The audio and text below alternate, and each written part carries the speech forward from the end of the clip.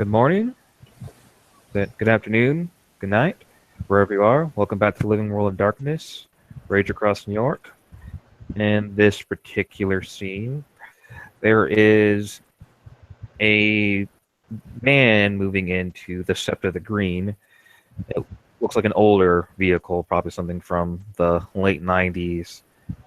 Relatively in decent condition, but due to the sheer age, just not the prettiest looking car.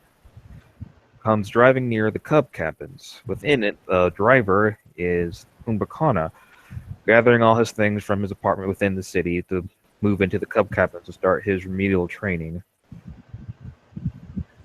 And from this, Khumba will come out of the van and open one of the doors and start pulling out some bags and some bags and boxes. He seems to be a little leery of the stairs, but that's probably due to his um, poor sense of vision. But he does his best to climb and starts knocking on the doors to see if anybody answers. And after a few more moments when nobody answers, he starts wiggling the door. And at this point, would the Cub cabins be always locked or always open? I believe most of the time they're always open. Like maybe the bedrooms would be locked. I think most of them are usually just open. Not quite sure though.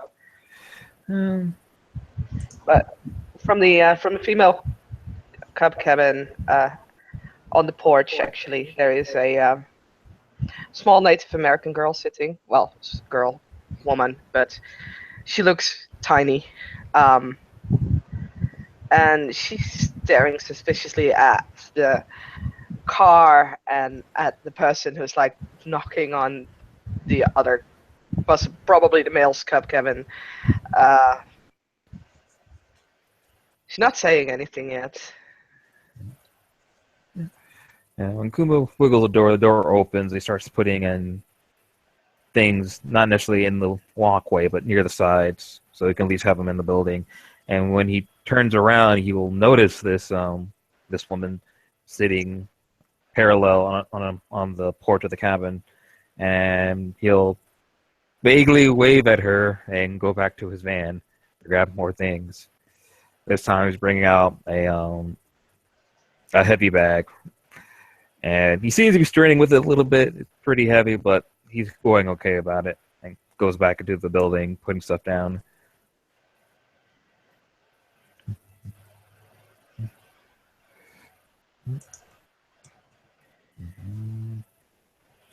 And about a few more trips, doesn't take too long, he finally empties the van, then closes the door. And at this point, noticing that the woman's still looking at him suspiciously, will walk forward near the cabin, but not too close where he'd actually be walking onto the porch, and he'll call out, "Hello, I'm Kumbhakana of Clan Bonar, Theurge Hamid. I'm trying to move it into the men's cabins. Is Olaf here or somebody else I should talk to?" Olaf is out. Olaf Raya is out. And most of the Cubs are out as well. Oh, crap.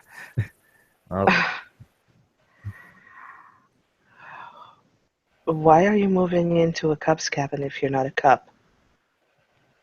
It's special circumstance. And he looks at her a bit oddly. You didn't introduce yourself. Apologies, Kumakarna Raya. My name is Latahin. Theurge Metis. I come from the Wendigo tribe. And as you look closer, if you can, I mean, I just heard vision problems. You could see like her fingers, her hands, her fingers in between it. There's webbing. Yeah. he does move closer. You do notice that he's wearing a pair of sunglasses, and he takes them off and he starts kind of squinting, and he starts to notice. If you look close into his eyes, they're definitely milky. And he responds, "Wow,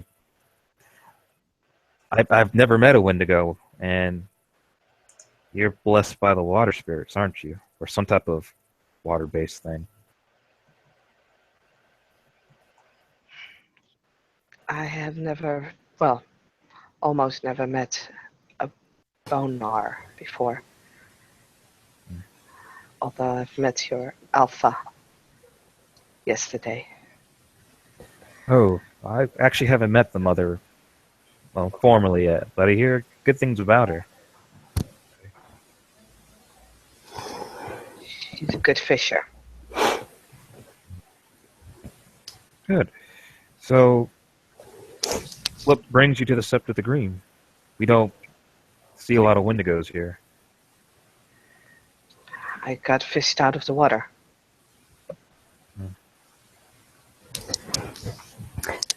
At this point, before the conversation gets too weird, I was getting a vibe. Chloe's passing by the cabins at this point.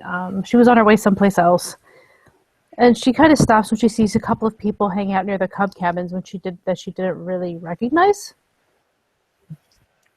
And so she's kind of going to take a couple of steps closer because of curiosity flaw, but at this point is still standing back a few feet. Well, more than a few feet, because she's not even on the porch or whatever. And is just kind of observing them. She's obvious. Like, you guys can totally see that she's watching you. Like, this is not a secretive thing.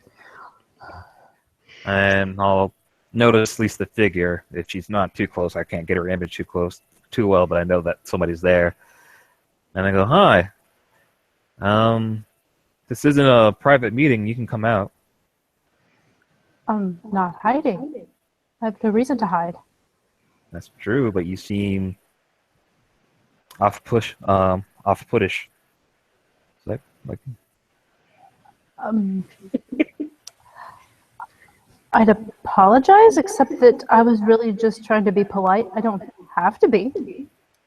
Well, I'm not saying that, but here. Well, let me properly introduce myself. I'm Khumba. I'm a Bonar Theater Hamid. You are? Chloe Niccolo, Black Fury, born under a gibbous moon. Hamid and Foster. Huh. She's watching them. She's watching both of them closely at this point. You said Fostering, right? Mm-hmm. Yeah, and when he hears that, he shows his neck. I was like, "My apologies, I did not know." And Latahina and her will kind of roll over as is appropriate. She looks approving and then just kind of waves like, "Get up. Don't worry about it." How are you today? And goes like, "Are you the I guess the den mother of the female cabins, or?" No, but I do know her. She is my tribe mate. I see. We're both Galliards, both Black Furies. She is a lupus, however. I met Stoneclaw, so I have a decent interaction with lupuses. I'm going to roll that subterfuge now. Okay, this is also going to be an intimidate roll. Not for me, not for me, because mine is an absolute shit roll at this point. So basically, she was trying to, she was attempting. That's not a botch, at least. Thank God for that. She was attempting to look impassive as he says this, but evidently just kind of looks more concerned. And I look at her like, "What's wrong?" Don't make a low assumptions. growl comes from behind Sorry, is he standing in the doorway of the cub cabins? No, he's standing out. He's standing away from the porch, just parallel from Tutley. Okay. Yeah, Chloe hasn't quite made it up to the porch yet, but she's close enough to converse. So from the bush that is behind him, a low 2 success on charisma intimidate roll, growl. And as this is happening, Chloe is actually saying, because she would have just said pretty quickly something like, "Don't assume anything. Make no assumptions." And once I hear that growling noise, he'll tense up, but he doesn't necessarily turn his back yet. And he just kind of flexes his hands and goes like, "Okay, Can I recognize the growl since I've heard him before? You can absolutely recognize the growl. She's going to roll onto her back. Yeah, and once I see her do that, it's like and he'll turn around to see the figure and show his neck and kind of expose his belly a bit, but he still looks guarded to see whatever he's about to look at. And she's going to look at him and just be like, "Get on your back now." Yeah. Luckily, the cub wasn't still on the ground. Exactly. You're good. Jumping out of the bush and onto his chest. You can try and dodge this if you want. Yeah, I'll try to dodge it. This would be natural reflex, honestly. So that'd be with athletics, dexterity, right? So yeah. Okay, so that's 5 dice. Yeah, I got 2 successes. I got 7. Okay then. Okay. And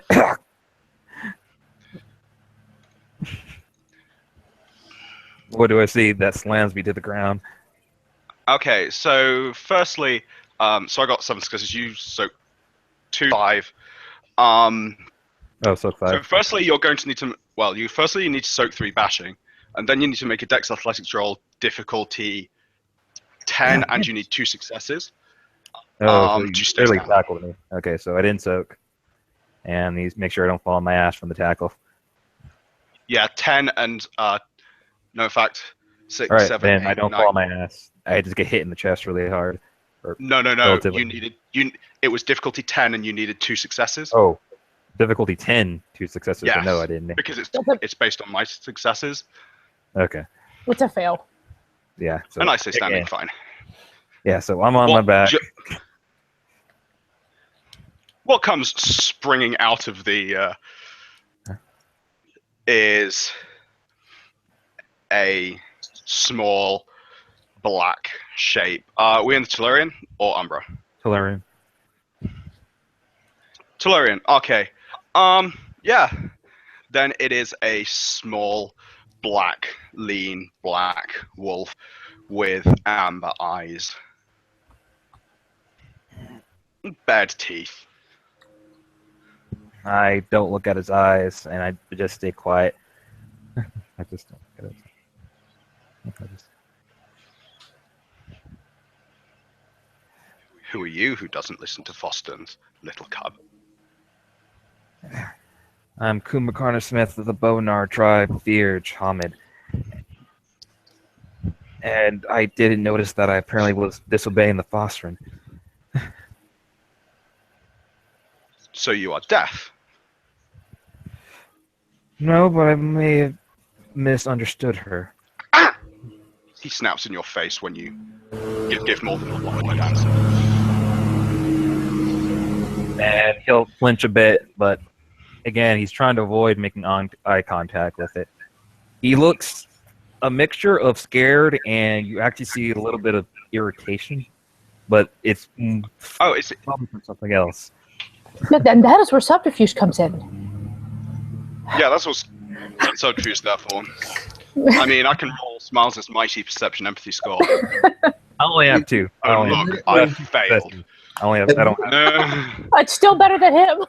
Admittedly, Yeah, guys, like you did get a point of rage. yeah, I think a point of rage is fairly reasonable. At which point you might want to roll rage if you're irritated. No, I'm only at rage 2. I don't have that much rage. Yeah. Yeah, but because of for the entire duration of October, it's easier to frenzy. It is, but that's still only even if he has 2. Well, then that wouldn't give it. He couldn't succeed. Admittedly, he did just take damage. Yep, he took damage, so he'll take rage for that. So it's 3, which means he could possibly succeed. But I have a willpower of could 6. possibly That has to succeed. be at 6 or higher. Then I have to roll frenzy. No, you can no, roll it's frenzy at that any you point always Okay. roll the instant your rage gets higher than your willpower, no matter what is going on. The things that provoke frenzy rolls anyway. If he is irritated, then you have to roll rage. That's what rage is there for. Then that's 3 dice. At difficulty, Now, what loot is it? I'm checking. You can roll willpower. So you can spend willpower if you succeed to suppress it. Yeah. But today's moon phase is a waning crescent, so your difficulty will be 6. I'm so And happy it's not Galliard. And it is not. No, it's a waxing gibbous. Waxing gibbous. No! Damn it! Stop it! Yeah, but no, the idea is not to succeed, right? It's after so many. Man, I'm just happy it's on a full moon. Okay.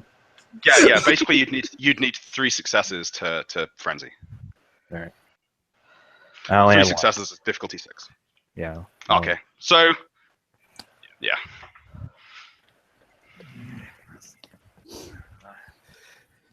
And again, he's not looking at him. He Just, Smiles sniffs this.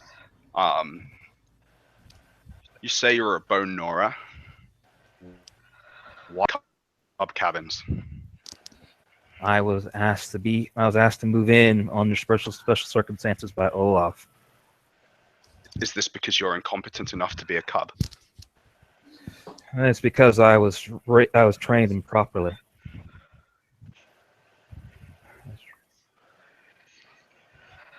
Because you were trained improperly. Yes, I was. So yes, because you're incompetent. Smiles, Raya. No, that doesn't actually mean incompetence. A voice will shudder from the back of everyone, and Hotfix will just stride in. Hotfix. Let it be. I'm just saying. And he will, of course, show throat to Smiles, as it belongs, and also to Just so Chloe. you're aware, you're coming into a scene where there's a cub and a foster both on their back, and he's pinned on the ground, and the clamp is He's pinned. showing throat to basically everyone in the scene then. Including the cup? Nice. Yeah, he's like, That wasn't my point, but never mind if you didn't catch it. Smile. If Hotfix is simply showing throat, Smiles will nip the bone Nora's throat, and he will walk towards Hotfix, nipping Chloe's throat upon the way. She will get up. Generally Yay. nipping with his teeth, growling the whole time. She'll wait till he moves and then get up. Advancing towards Hotfix. yeah, and as soon as Smiles is advancing, Hotfix is just starting to sit down on the ground and start showing belly and throat. When he's on the ground, then Smiles stops growling and just simply nips his throat. Fuck it, just for the hilarity of the entrance. Next to Hotfix, there is a Teresa that has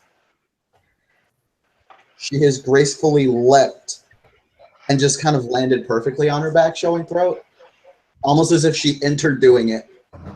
It's Dynamic submission. kind of.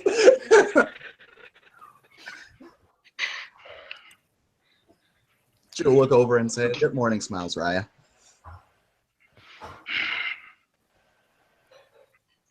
And he will go over and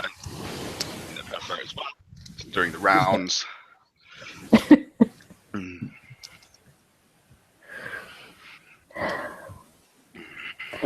Chloe's going to glance to poor Latte. I'm trying to say your name, Tlatahin. Glad to hear. And Yeah. but doesn't say anything, but is in fact trying to hit to Smiles if she can look that there is someone over here who has done nothing wrong. Oh.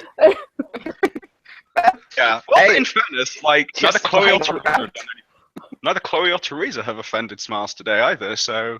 So far, give me time. I am not bringing you Cinna's body today. Teresa saw the shit that was going down. She was like, "Nope, not today, Satan." I took Big Stag yesterday. So Smiles will then look at this the other person he doesn't recognize. And who are you? My name is Latin. I am Cub the Urge Metis.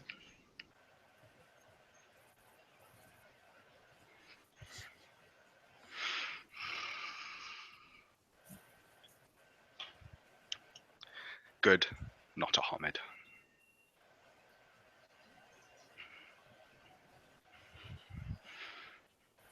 I am Smiles in the Night, Adrian Ragabash of the Red Talons. Yeah. Yeah, there's no way I can hide this. Once you say that, if you notice or possibly hear, you hear like a twitching or see a twitching out of Khumba. Oh, a what, sorry? Twitching. Okay, She doesn't it care matters what it actually is. is it a fear, surprise, or things? This mostly matters, so I can see if I can regain willpower from it. I'm that shameless, I don't It's a care. mixture of fear and anger. That's the only way to describe it. It's like he doesn't like I that will you definitely- are a red talent, but there's also a part of him that's like you don't know why he seems angry because you can smell it off of him once you say you're a red talent. It's in his scent from like adrenaline impulse, but he's trying to control himself. No, I'll take the willpower for someone recoiling in fear. I mean, yeah, that is. I was very low. Yeah.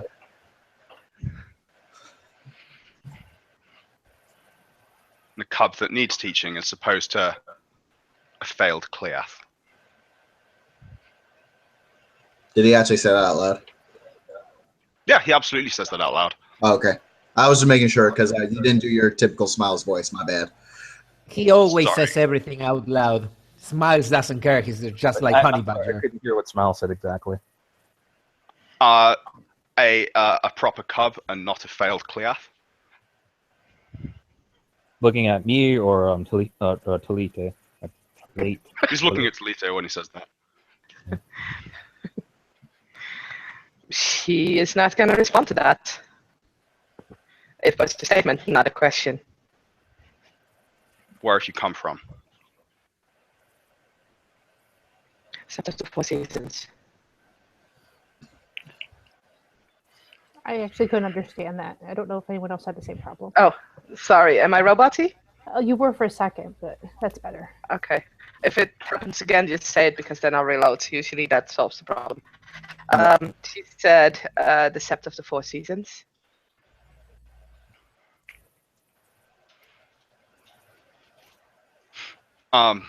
Is that a known Wendigo sept in your backstory? Yeah, probably.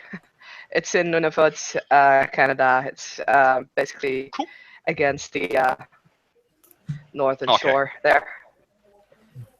Okay. Garrel. I'll roll intelligence Garrel to see if I know about it. Boom.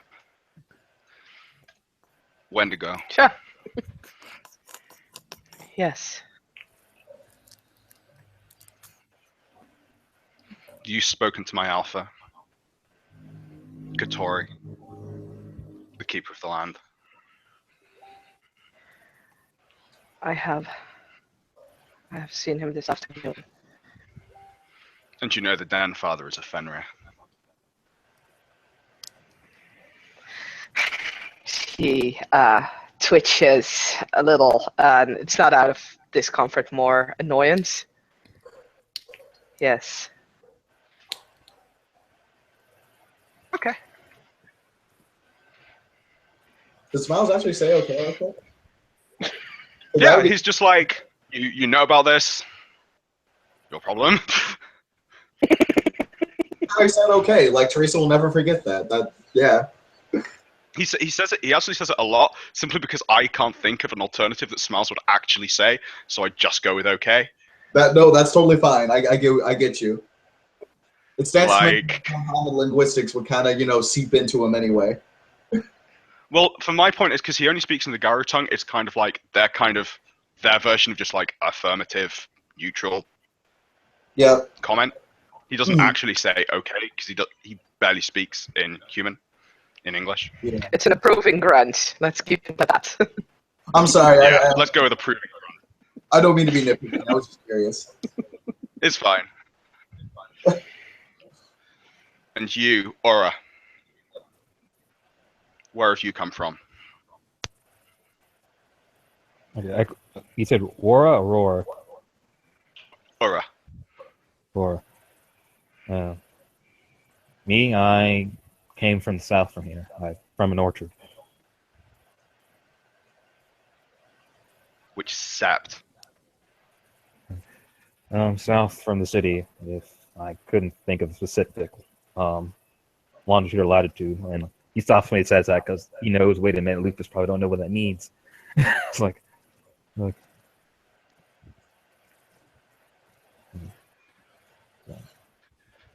You said you were trained poorly. You came into the Bone Nora tribe not being taught. Which sept failed to teach you? I feel like they had a sept. It's just people that were Guru that were in the city that taught me. So, did he say that it was just a group of Garu that weren't in like a sept or clan? He's assuming that they're Guru, but they could have been kinfolk. He doesn't know, but they taught him a little Guru knowledge that he does know. Yeah, I mean, yeah, roaming packs are a thing, but they're normally still associated with something, and they visit clans and septs. Yeah, they never told him if It's kind of being. Yeah. Yeah.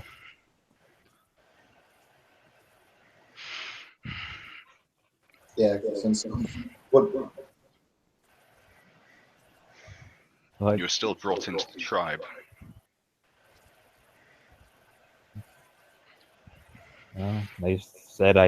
they said it would be a good fit for me, and I agreed with their methods.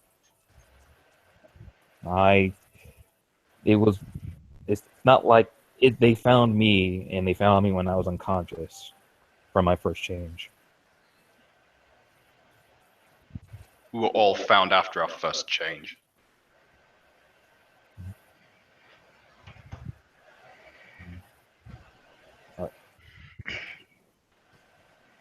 Other than that, there's Tatine does not agree with that. I trust the damn parents not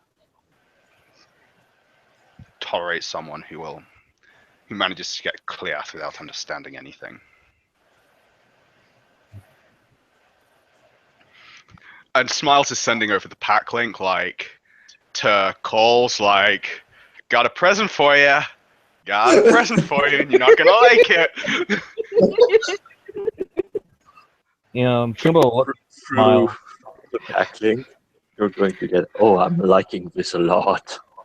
It's entertaining. Pardon? Through the pack link, Tori sends you back, oh, I'm watching this. This is entertaining. Yeah. Or I really do just accept anything. It's embarrassing, really. I think the Bonars believe that anything can be useful. That's all over the pack link. That's not being said out loud. Okay. That's Okay. like Smiles and Dave and Katori and Calls communicating mentally. Okay. And I mean, ultimately, Calls is sat on the sofa opposite me. But Basically, I they doubt are the being sober mental part. dicks. No, it's fine. But Because I really doubt the sober part. The hunters of the lost at the moment are being mental dicks. yeah, but Khumba looked at, That's what we're good at. Miles in the night and, Oh, and ask him. I was like, I've never seen you in the SEP till now. Are you on leave or is something important happening? And you see Hotfix while you say this, and Hotfix is just starting making you signals. Shut up! Shut up! Shut up! You have not seen me on the sept. How long have you been here, Ura? Maybe a few weeks. I helped, and it goes back on his history. Helped Jacob with a cleansing for his rite of passage. He saved a new guru recently from some Fomori, and he's met. Have you met the Den Mother? I have not formally met her. I've only been interacting with Olaf and Eric, and those are the highest that I worked with besides you. And I met Garrett. I met him once, and he stopped, and I helped with a burial for one of our fallen comrades. Lifting, carrying, and being present for gathering for the departed.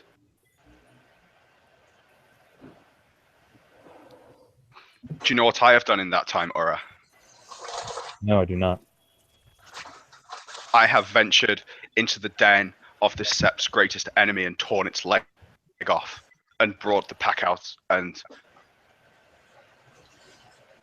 escaped alive. Torn Ananasi to pieces. Ventured into the deep Umbra to recover the body of my packmate, abandoned by those who she fought with, from a horrifying worm trophy taker. And Khumba will actually look sad. Like,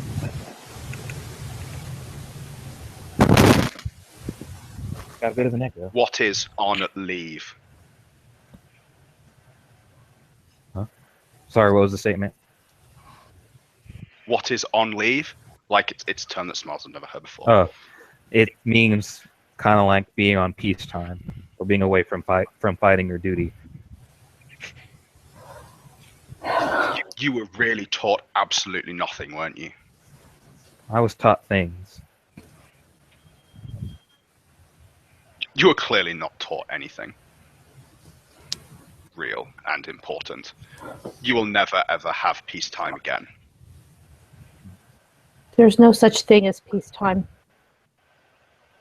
But outside in the litany, there's the time of war and the time of peace. I know he puts in quotes, or it's not a real thing, but we do. The litany is sadly wrong in this, Clear. There is no peace for the Sept of the Green. No. And he looks up, smiles, and he actually has a look of sadness on his face, and he goes, "I'm sorry for your past grievances." And how does that change them? No one cares. And he just fawns quietly. I care. Sorry, I did not laugh in character. No, that's all right. See, I'm waiting for the big group hug.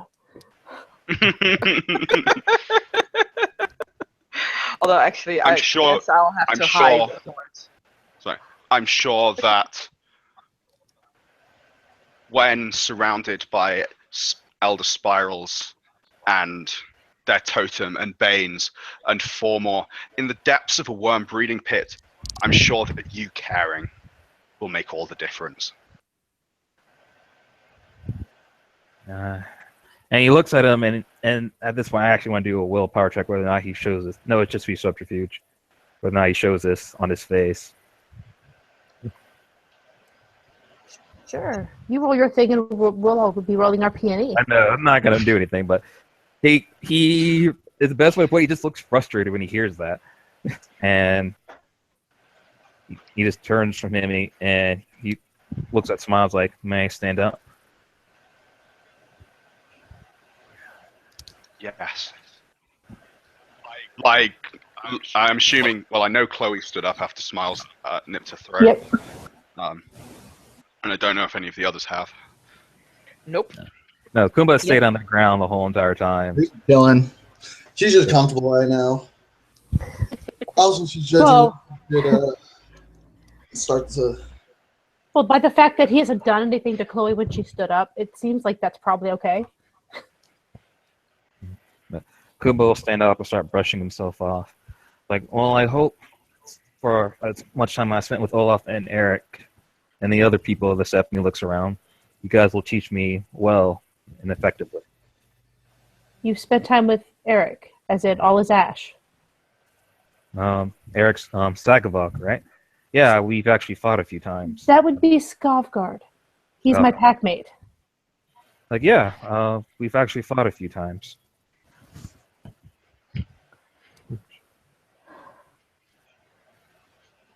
And she's looking at him just a little bit annoyed. Names are important, is all she's going to say to him. Well, Names are Their important. names are screams and silence, and all is ash. he never told. I don't remember him telling him his nickname.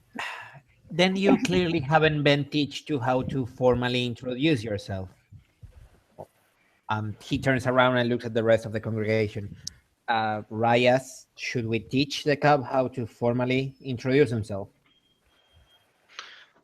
The cub knows perfectly well how to formally introduce herself. Thank you very much. He doesn't know who the hell is this cub, but he wasn't talking about this cub. She's just laughing on the ground. And just replace Not Club saying anything. just replace Club for Cleas because the player of Hotfix is just a slightly bit less drunk than in the past. But I kind of like the idea that Hotfix just used the word cub repeated, like, deliberately. Yeah. He's Ragabash. Like... That's how you not get new packmates. So Hotfix will actually start. He will look at the nuclear. Basically, you do this. My name is Hotfix, Cleath Ragabash of the Glass Walkers. And he'll. Oh, sorry.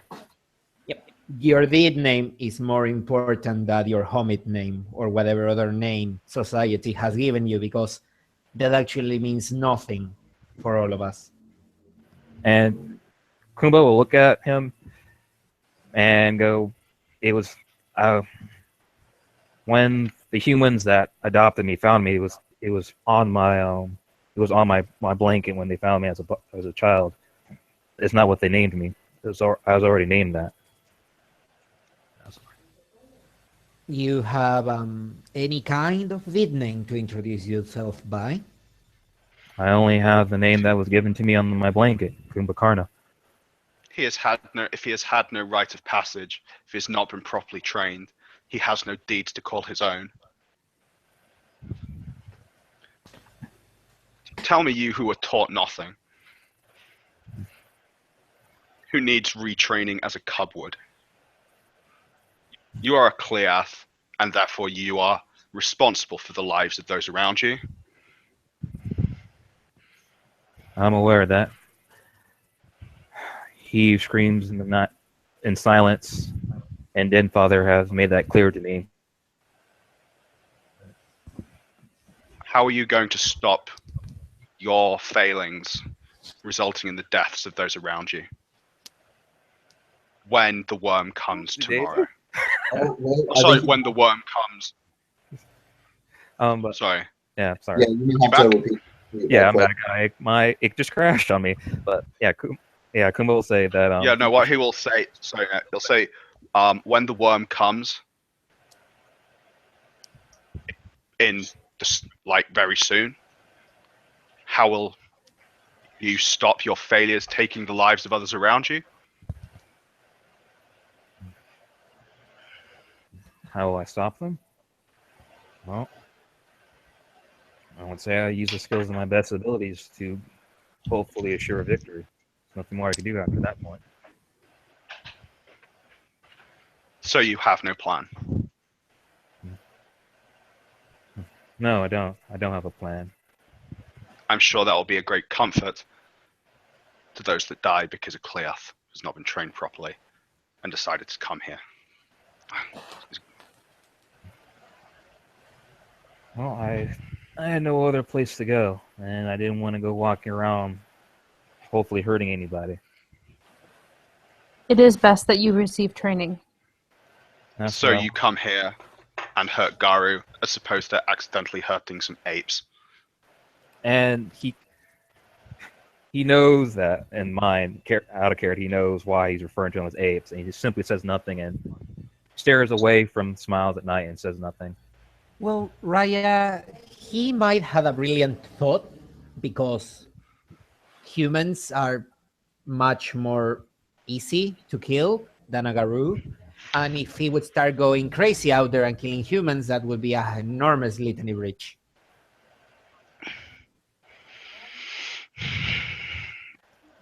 This is probably true if he's an idiot. Well, we cannot control our rages from time to time, Raya. No.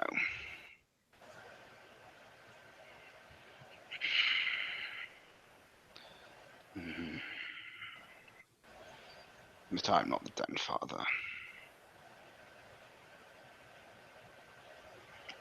It's not my job to deal with failures of others.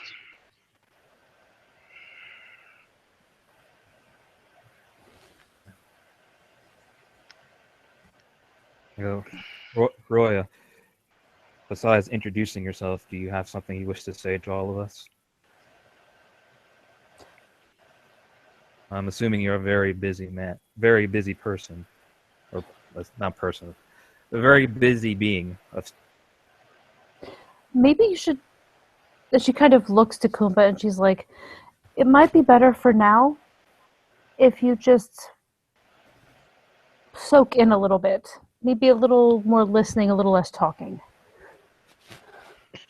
Yes. You are in no position to ask Araya if he has or he does not have business. He might wander around Sept as he pleases.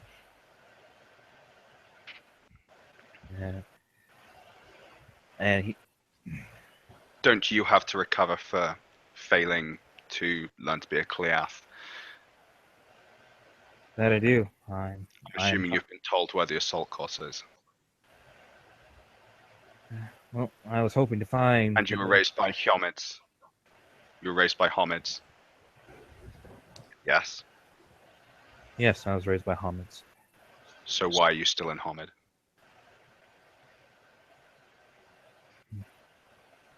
But I'm used to being in. Exactly. Here's an important one.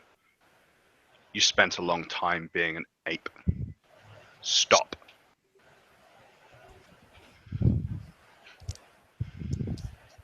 Again, he just says nothing and looks not directly at him. Oh, is he just ignoring what Smiles is saying, like out of No, hand in he's front looking of at him, but he's not making eye contact. That's what he's trying to avoid, is not making eye contact. Yeah. Oh, but he's looking his direction, just making sure he's not looking straight at him. I mean, Smiles is talking directly to him, and he's just like not responding. He nods. He just stays quiet. He just stays quiet.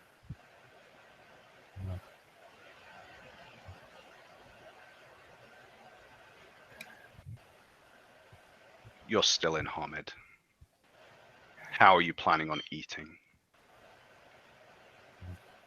And there is a bag that he carries on him. It's a messenger bag, and he pulls out an apple. I'm a farmer by trade, and I am blessed by the plants of this world. I gather food through mainly eating vegetables and fruits. To this, I'm sorry, but Hotfix will actually chuckle a little bit. He will like. Fruit tackling. He's sending. Oh, he's one of those. So Smiles is currently kind of in a kind of like, is this just a ragabash pulling a really elaborate prank? And he looks in, and does he actually show that on his face? like confusion? I mean, if you have like Animal Ken, you can read that he's more horrified than anything else. Across the country somewhere, Emmett is at his computer, Emmett is perks up, and he's like, "Oh shit!" Like, so you are prey. No, it's not like I don't eat meat. It's just majority of the time I just eat plants and vegetables. I mean, fruits and vegetables. Is this by choice or by any particular modism that your body or physiology might have? Or simply because you are an incompetent hunter? No, I. Smiles at this point starts rather aggressively circling round Kumbhakarna. And he watches him. Like, no, I'm used to eating fruits and plants because I grew up on an orchard. It's not like I didn't hunt small game on my farm. But that you was are what- not a... And farmer. Farmers are, and he'll flick over the pack link.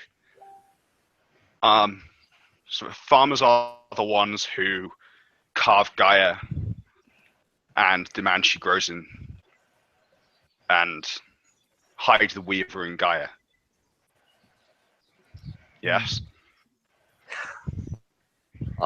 Through the pack link, or he makes a pause. I have no idea what farmer is. This is great.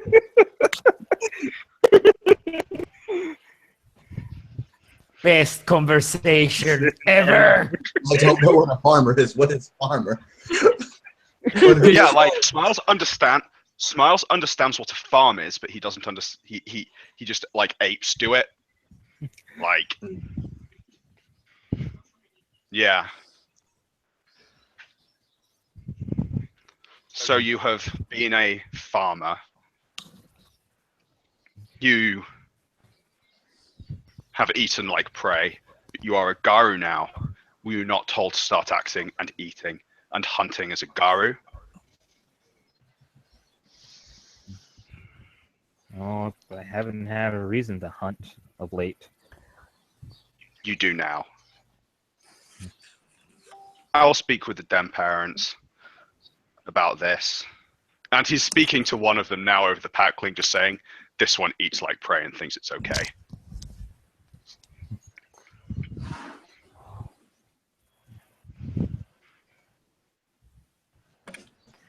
I will speak to them. I recommend you start hunting for your food. There are rats in the sept. You know how to be an ape. I suggest you stop and learn how to be a Garu before you get us all killed. Quick question: did Smiles say rats? Yeah, Rabbits. Bonar said like that. Oh, No, because he I said was about to go like, oh No, dear no. God. It really sounded like Smiles doesn't hunt rat. No, sorry, Smiles hunts rabbits. Oh, okay, okay. Ah, More specifically, the ones with pink toenails. Yeah. At this point, it's probably maybe. Yeah, I was gonna say, was it Aiden walking up or something? Yep. Check side chat, please, right quick, because that's what Teresa does as Aiden shows up.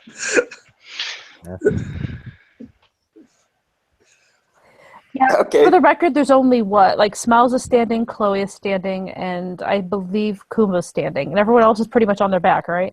Yeah, unfortunately, since Aiden knows Hotfix is stuck. a very attractive woman says, "Trust me," before laying him down. oh my. No menace. Hey!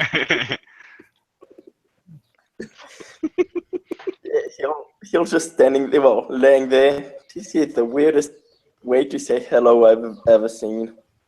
I know it's. Trust me, you'll appreciate the fact that I did it. Just stay like that until that black wolf nips you. And he'll just nod.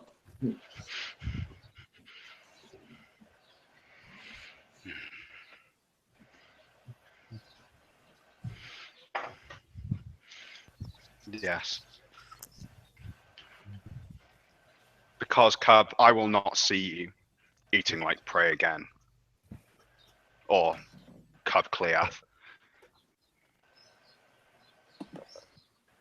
I'll do my best, sir. No, you will not. You will. And therefore, you will not. You will hunt. It is that simple. And you should also say Raya. Yes, Not, right. Sir is not appropriate in this situation. Yes, sir. He's not a human. No, none of us No, are human. We are Garu. Your No, delusion that you are still a human. Good, so don't act like one. And then Smiles will turn to the new arrival. He'll smile, shrug his throat. No, don't do that. Teresa will. Oh no, wait, he won't smile. No, my bad. Sorry. Early morning. Hide your teeth. Even if you smile, hide your teeth.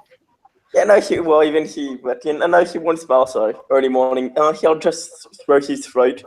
Aiden O'Reilly, Hamid Cub, and born of the Gibbous Moon. Chloe takes note of that part. And Smiles will go over and nip his throat. I'm Smiles in the night. Adrian Ragabash with red talons. Hey guys, sorry to interrupt. I gotta jump out right now. I'll catch you guys later, okay? Okay. No worries, dude. Bye-bye. Adia. Pleased to meet you, Smiles in the night, Raya.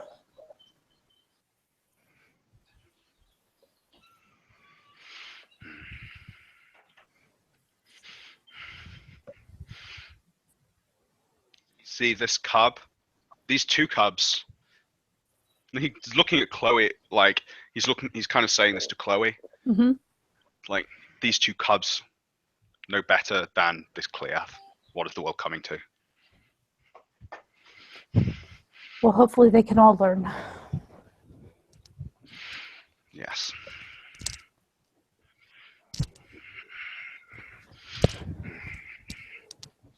To body. You did. I mean, I knew that Ping was gone because she was very absent, if you know what I mean. Yes. I don't know if Ping told you how she was found. don't have the details. But I definitely would very much like to be at her gathering.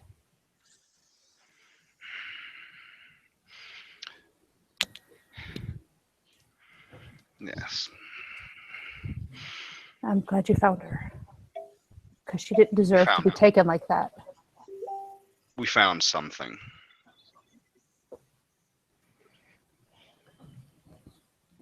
Something. Yes. Still in Krenos. She looks perturbed at this. Strung up. And being turned into a trophy. As the apes hunters do. She looks pretty much shocked, actually, by the whole thing. Oh, what did this? I don't know. There was something there. I don't know what it was. I think there was something there. It's strange. Pink said it was a horrible place. I think so. Just on the OOC, like, Smiles of Banality 6, so. He's what? Apparently, so. You know, you don't have a lot of memories of it. You bits and Yeah. pieces, very vagueness, yeah.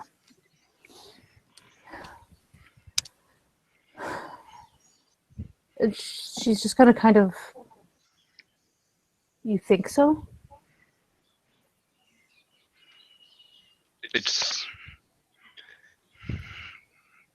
Must be some wormish magic or leech magic.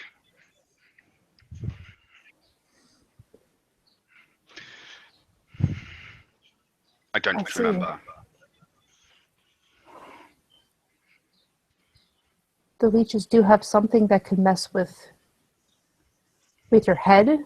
I don't know if there's anything that will mess with your remembering. I don't know.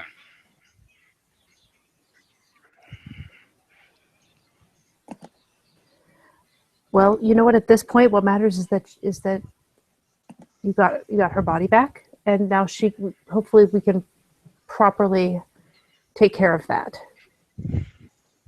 and she can have the send off that she deserves. Yes.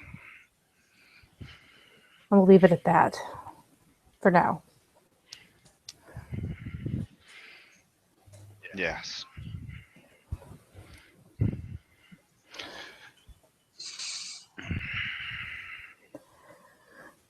Yeah. I didn't know you guys were going, or I would have offered my help.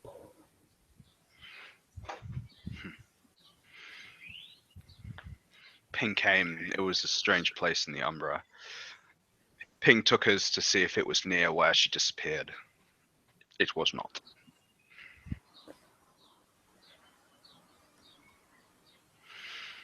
All right.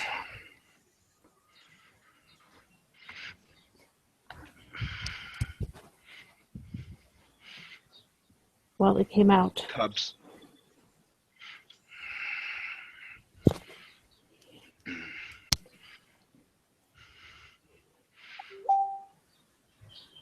A warrior of this sept died.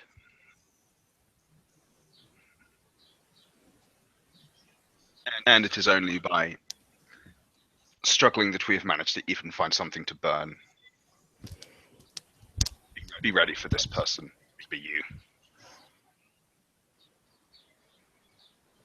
The body literally disappeared on the way to the ground, as she kind of looks amongst those who didn't know already. What do you mean? Exactly what I said. As in,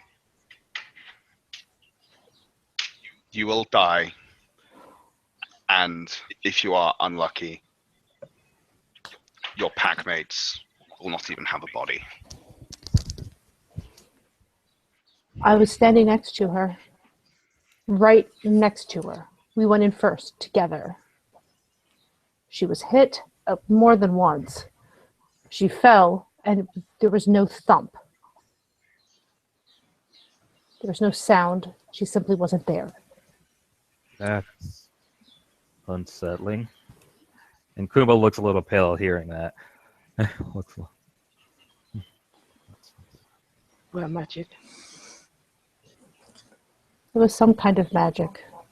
Nothing that I know. I can't place the type, though. Not from my own knowledge. It was in a place filled with leeches, though. Those are those vampire things, right? That's what we call them. Leeches. Yes, the vampires. Same idea.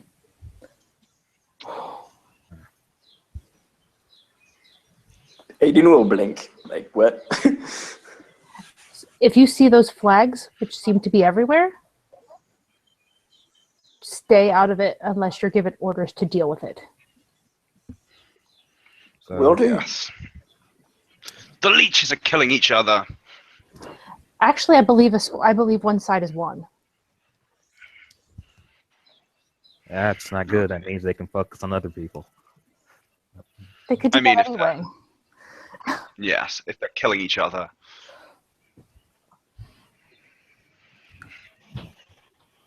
And if they spend their time amongst the apes.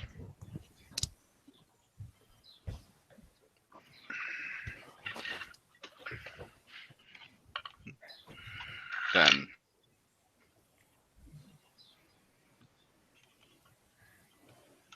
not our problem. But if you're given orders, then obviously you do whatever you're told. Obviously, it just seems clear, right? So. Yes. I'm used to following orders. I can do that.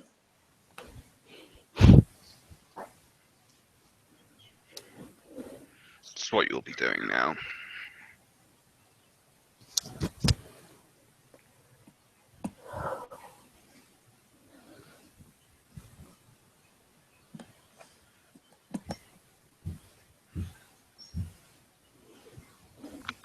So, question. So there's us, there's vampires or leeches or whatever, and what else is out there? You mean supernatural things? Yeah, well, lots of things. Yeah, supernatural things. There are the fairies.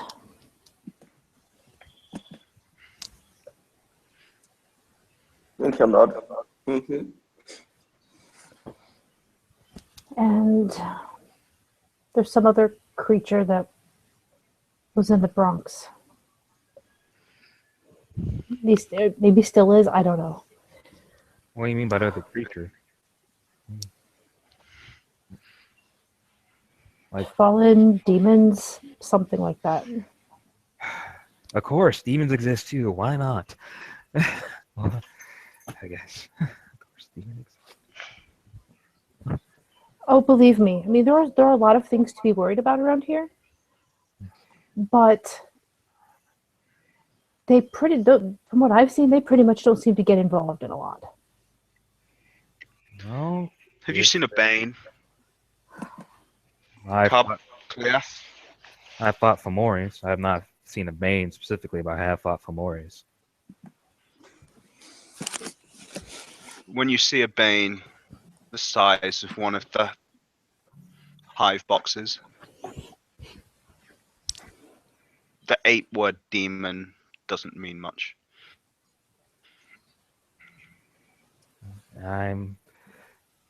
Through the ape context, demons refer to something that's been around for a long time. I don't know much of their nature, to be very honest. Remember that homids, and he ponders for a second and he changes, human society is fairly wrong in every context of what they know or they don't. This is why we have the veil. We let them know certain things. Smiles has never liked hotfix so much as right now. I know. You two go hug, then come back. We just let them know certain things because their sanity and their mind will not withhold the world how it is now. And partially, well, some of them try to rejoin Gaia. Some of them push forward the agenda of the worm. And as though she can sense that Wolf Dad is happy, Stoneclaw emerges. Hooray! I'm not sure where you are in relation to the Cub Captains, but if you're close to them or around them, her den is only off to the side. We are like at the cabins. Like So, right yeah. outside. Right outside. So it's very possible that from where they are, they'll see like the nose kind of poke just out of the hole for a second. There will be some snuffling. And finally, Giganto Wolf will just kind of surge up out of her den and start ambling over, probably looking more particularly to Smiles and getting to, just that right distance before kind of slinking down and creeping a couple steps and kind of rolling and wagging and happy puppy body language. Smiles will go over and lick Stoneclaw's neck. And she'll probably look at his chin a couple times and go ahead and roll back up. Give herself a shake, create a dust cloud. Stoneclaw, Blink. good to see you. Yeah, stare at him oddly on this one. Slow head tilt. And Khumba look at this new one. Aiden, Stoneclaw's a cub like you. Oh. Yeah, Yes. you don't- well. Yeah, you don't need to use Raya for Stoneclaws just yet anyway. As she kind of looks over to Stoneclaws. Not yet. Soon. And Khumba will actually look a bit happier seeing Stoneclaw. It's like, and he'll respond to her, "How are you doing?" Sorry, was that pointed at Stoneclaw? I paused to read something and totally missed Yeah. it. It's pointed at Stoneclaw. I'm good. Okay. So Ate many things. Was very good. And he smiles like, "That's good. I actually was planning on bringing you something today." Yes. Tongue law. And I think you might like it. It's a pie. I do like pie. They grow on windows. Remember, they are What? placed on windows, not grown on windows. oh, I get it. Pretty sure they grow on windows. Never see No. anywhere but windows or in hands. Stone close. They don't grow in windows. Hobbits put them in windows so they cool off. To me, that sounds a lot like growing on windows. I mean, she didn't put it there. She didn't do the work. It grew there. And Khumba just kind of looks like Chloe, like a little confused with that statement. Chloe's grinning. Anybody who can read this thinks she's clearly joking. I know, it's just even perpetuating it. It's like, what?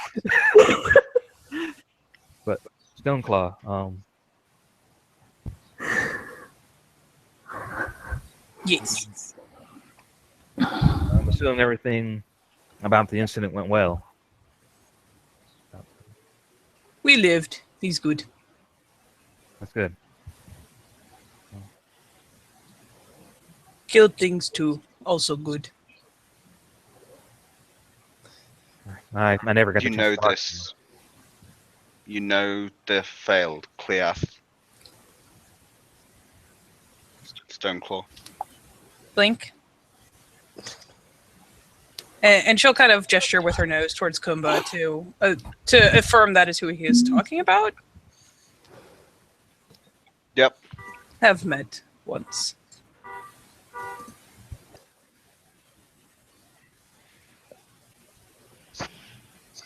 He eats mostly prey food. He does not know how to hunt. Then he will stay small and weak. Cannot get big and strong if you do not eat. And he'll look at Stoneclaw like, it's not that I don't eat meat. It's just a lot of times I eat apples. They are extra.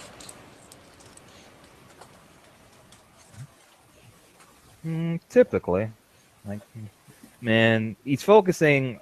And you could tell he's focusing on Stoneclaw, and his demeanor has changed to much more neutral or more happy. Like, my typical meals. Well, he goes like, I have some variety of meat. Normally beef. That's my favorite type. And He's so good. then he goes, then I have some frozen vegetables and possibly some rice and an apple or some cider for dessert. I don't want to try to eat too many sweet things. I don't want to get too sluggish. Don't Now worry. you will- You can eat all the things. Will not get sluggish. No, Like puffs out her chest.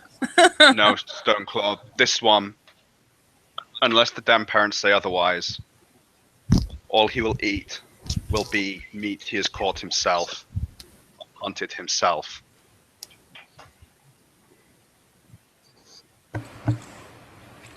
Is also good. He will learn or he will starve. If I can teach other cubs to fish, I can teach him to fish. He's not hard. Just takes a long time. What kind of fish do we have? I love catfish. The kind in the lake. And he starts actually thinking like, well, that could be a lot of things, bluegill, trout. Remember, Khumba. Stoneclaw. It's the kind you can eat. That's the It- kind of fish. You need to, and this will be very weird for everyone present. You need to stop thinking like a homid. You're overcomplicating. Yes. Food Yes. is food. We hunt, we eat, we fight. That's what Garu basically do. Has too much Homid mind. Has Yeah, only and Homid too mind. much. Mm. It's interesting because I always thought people thought of me that way. Homid mind is Out of good. character, the docile flaw. Homid I mean- mind is good. Homid mind helps. But wolf heart also helps. Balance must be achieved overall. Homid mind is the source of corruption. It's the source of failings. It is what corrupts Garu. Makes everything. You need to abandon it. You need to abandon it, reject it, and embrace your wolf heart. Right. Roai smiles at night. I thought the best thing is complete balance. Okay. No. If you go too far The one gift way or of the other, Homid form, the Homid form, the Weaver form was given to the Garu when the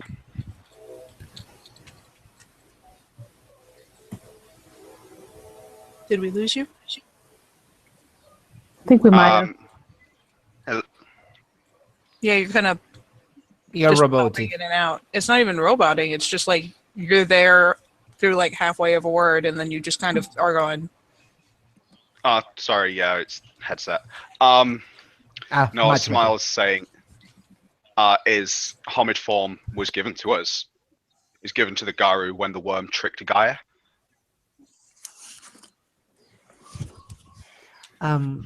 Smiles Raya. Gaia might have given us Homid form as also Lupus, Hispo, and the rest of the forms in an attempt for us to achieve balance, because Gaia is a creature of balance. Is No, for when- hiding in Homid pecs. When we were Also, created, pecs. we were Lupus, all of us. They were the only ones. And we had the Hispo form. And the Krynos. Homid and the ability to breed with the apes was a trick of the worm, a trick the worm played on Gaia to try and corrupt the Garu.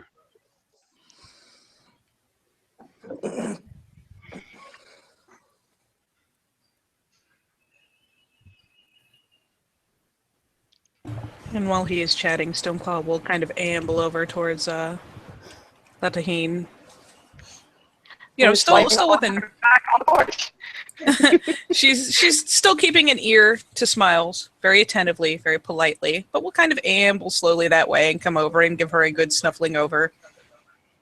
See, like essentially the snuffle over of like, who are you? Where have you been? Who have you been talking to? I know everything you've done today.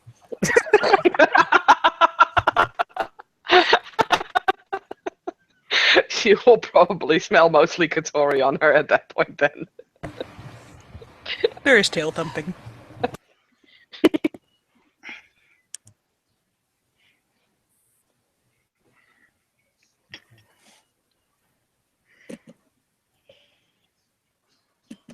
But since she still hasn't had like permission to speak or sit up or anything, she is simply there on the ground. It's fine. I mean, she's been on the ground. I think he did nip. I think he did nip at her though. So she, if it's up to you if you wanted to actually get up or not, but Yeah. He did. He did. That's not a get up. That's a I acknowledge that you're here. No, like Nip is like, I accept your submission. yeah, that's why Chloe got up. Yeah. Then she will sit up, but she still hasn't had permission to speak, so she will not say anything. Stoneclaw sits over Tiny Cub. She's not like smushing her. She's so big and Latte is so small that she's literally like probably sitting in the arc between her front legs, but she just kind of sits there and snuffles her hair some more. Grooms it a couple times, like leak, leak, leak. Yes, so Blanca. Yeah. She's not necessarily. She's not ducking away from it. but most of her attention is fixed on the Cleods, Fosterns, and Adrians, Athros, and whatever the fuck is running around in this scene. And she's looking and thinking many things. Raw smiles. Where do you derive from? I'm just curious. Sorry, what did he ask? Where do I drive from? Does he actually say that in character? Derive from, which he's Derive, not drive. Oh, okay. It's a little strange wording, but that's what he was going for. Yeah, so Smiles will say, what do you mean? Where do you come from? A place. Do you not know the environment? Like, do you think it was cold or hot or many trees or rocks? There were some trees. How was the weather? It changed. And Khumba will close his eyes. The sept was called the Sept of the Broken Mountain. That sounds like a sad name. Does it? Well, I believe mountains are supposed to be whole. Something that's broken is typically sad. If Katori just appeared out of nowhere, Chloe's gonna drop back onto her back again. Roll over. Just appeared. These Like just appeared nose to nose with fucking Stoneclaw. Chloe drops on the back again. Yeah, is Katori here? Okay. Thought I would like to, but there is a big wolf behind her. There is. She's She's like literally propping her up. But there's also a wolf in front of her, so she's literally in between the two wolves, being like, "Okay." This actually should be appropriately comical because Stoneclaw like very nearly does the same sort of thing she did with Smiles. Like Katori appears like poking her nose with his nose, and she like starts the kind of the scrunching down and like the happy puppy tongue lolls, and there's wagging and a bit of wiggling, but she can only go down so far without smushing Latte. So she'll only do so much of it, and there will definitely be bared throat and whatnot, but she will make a point of not smushing New Cub. That's just mean. Smiles will go up and lick Katori's muzzle. will return the grooming. Where is Katori? Because Khumba will turn to him and go on his back and show his neck. Yeah, Hotfix, he will drop to the ground and show his neck and his belly. Well, Katori just appeared near Latehin and Stoneclaw, so he's gonna make the bite tour. Does he just move in their general direction? No. It's the grand world tour of I'm going to bite your neck in recognition that you're submit to me. Very popular cousins. He has to make a cycle around the area. Yes. And a pew. This is Grand what like happens. a victory lap. This is what happens when you're an Athro. Yeah, I feel like an Afro pageant, waving my hand. Wave. No, it's more like it's the ring, guys. I need to cut Aiden will get back on his stomach, through his throat. Looking to the new wolf in the room. Aiden O'Reilly, Cub, born of the gibbous moon.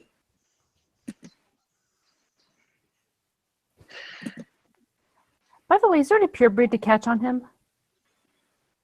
Nope. Okay.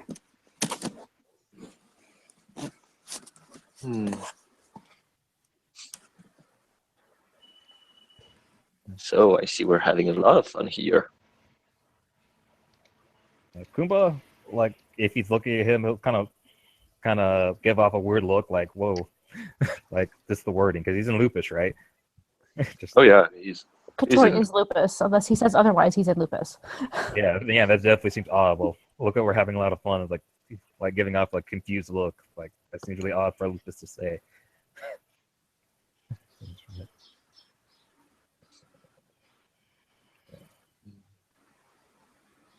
So, you're a fan of vegetable. You like them.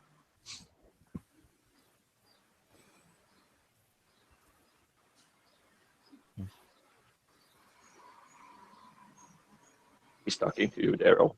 Oh, sorry, I couldn't hear him. So basically, yeah, he says, so you like vegetables. I'm Khumba of the Bone Nar tribe, figure shaman. I have no deed name.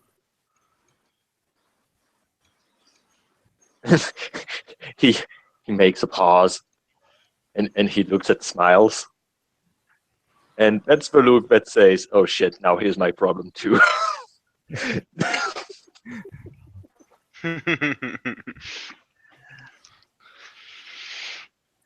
Yes.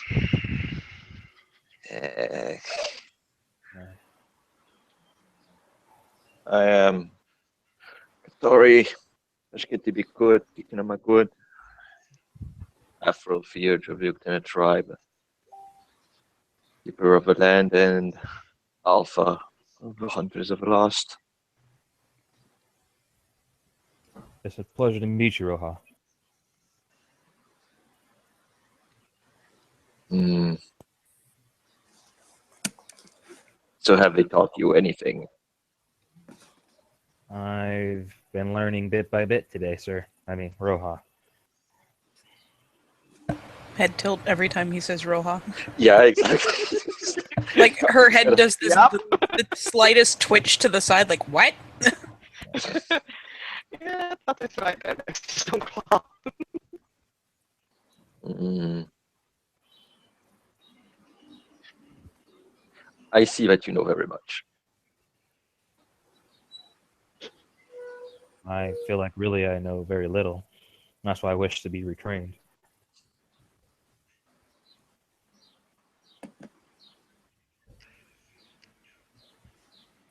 Kotori makes a pause as he looks at Khumba. Hmm. You want to learn stuff. Sorry? You want to learn stuff. Learn things. Yes, I wish to learn things to be more productive for the Sipt and hopefully fulfill a better purpose for myself. Perhaps you should explore new things or find things. As he looks a little bit in the distance. Oh, I know. If you want to learn a lot and actually find some interesting things, you should look into Mother's Larissa cart. I could hear it. They say Mother Larissa's cart? Yes. It is a place of knowledge. Oh, it's horrible.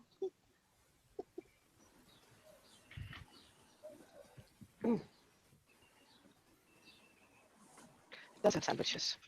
And he looks I will give it to you. You can throw a peony on that guy. yes, like, may I sit up, sir? Sit up, Roha. Oh, wow. I don't know. My name is not Roha. Who's Roha? As he looks around. Is that you? Are you Roha? From her back, she's going to look over to Katori and just be like, Katori, Raya, I'm guessing he might mean Raya. Raya, sorry. I know. I'm actually kind of doing that on purpose to the character. He has a bit of a accent at times. Oh, okay. So good. That's okay, Okay. yeah. But, I thought, They will I just thought use it was. them endlessly in character. It'll be legit.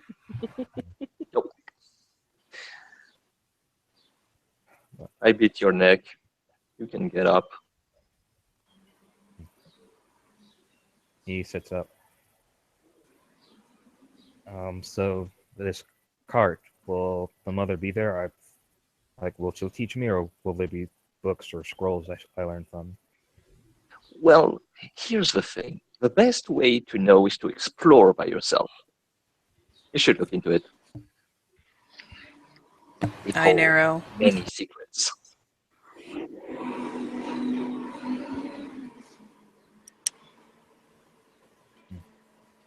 Well, I think it'd be wise for me to speak to the mother first if I'm going to interact with anything that belongs to her.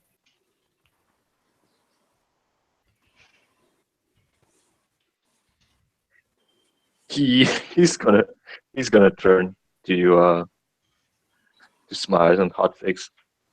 Well, at least he's a little bit clever. Ah, I had a good teacher, Raya.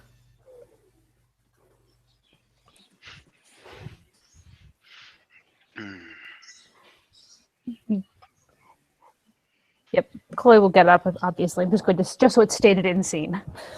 Yeah, everybody got your nip. Yeah. She'll kind of lean back on, like, the railing of the porch. But on the outside, she's not on the porch.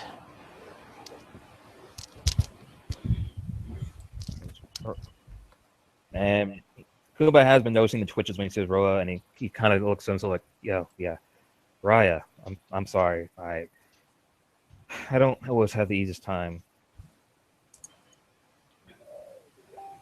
expressing myself, but Raya, this is your third, so could you teach me more in the art?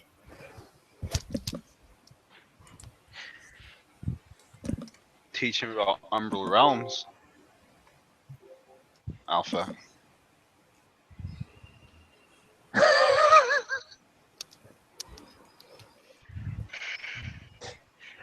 Huh.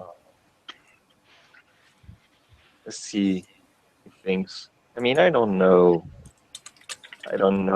Realms.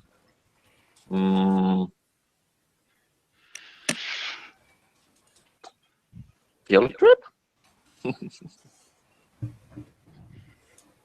Pops head up. She has learned that field trip is an exciting word. She doesn't know why, but it's something she's supposed to be excited about. Because a trip to a field must be a good thing. That's kind of what she's reasoned out. She's not sure why it's more exciting than just going there anytime you want, but it's supposed to be exciting. Dusk has taught her that field trips are exciting. As long as it's still in a little realm.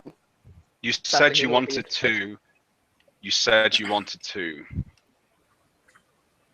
look into what we saw in that place, Tori. This one is supposed to be a clear, supposed to be responsible. He's supposed to be able to fulfill his duties without needing teaching.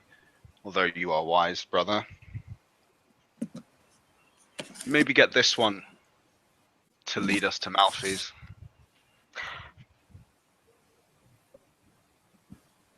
I'm not. I'm gonna make dopey puppy face. Tongue roll. I'm excited. Field trips are being talked about. Raya, what is my favorite? Malfi or the depths of the abyss. Or Wolfholm. Okay. When Khumba says what is Malfi's, Tori takes the most shocked face. Just mimicked, which is very much mimicked thing. Although that's just at the mere gesture of Cleat leading a trip to Malfis. Like Being a ragabash is fun. Being a ragabash is fun. You can suggest shit like that. Apparently being the warder is also something like that, because the warder could suggest and, in fact, make them go to Wolf's home. Yep. Suggest very forcibly. Yes. Yes, indeed. In fairness, like, Katori could order people to go to Wolfholm. Like, rank has its privilege. I will be there for about 2 seconds. Poof. Yeah. Smiles and Stone will go, be like, I do not like this place, and vanish. This place sucks. Poof. Ah, sweet. someone else who won't be very long there either.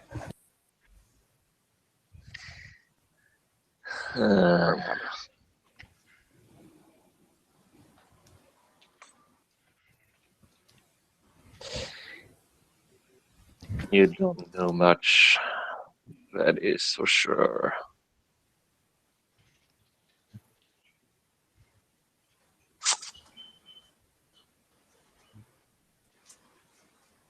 Actually, yeah, through the body language, Tori is twitching. Like this is probably one of the rare occasions where people can see actual annoyance in his body language. Empathy.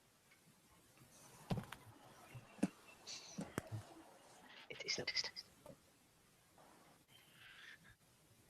And he sees that. Khumba sees that. Like, I understand what I may say. Be very horrific for you, but if anything, I'm proving myself that I am least willing to learn, and most like, and if not, I guess I'll be dying trying. I'm I not mean, choosing you to be say a coward that. and avoiding. You say that, but you're still in Homid?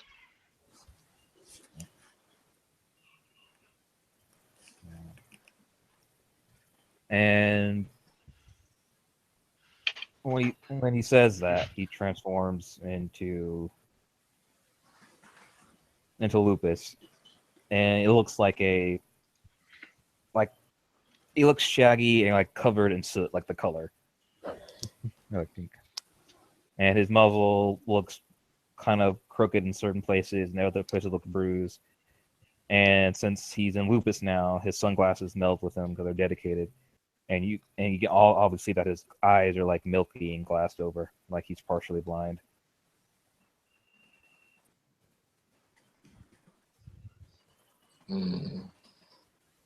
From now on, this is the only way I will see you.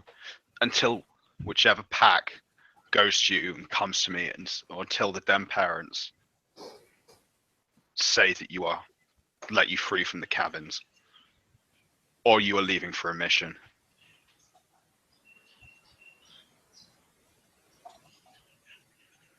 He nods at that.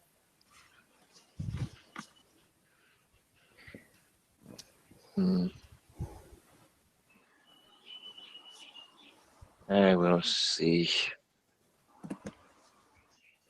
Try, since you're going to hang around with the cops, keep in touch with Dusk. I will see.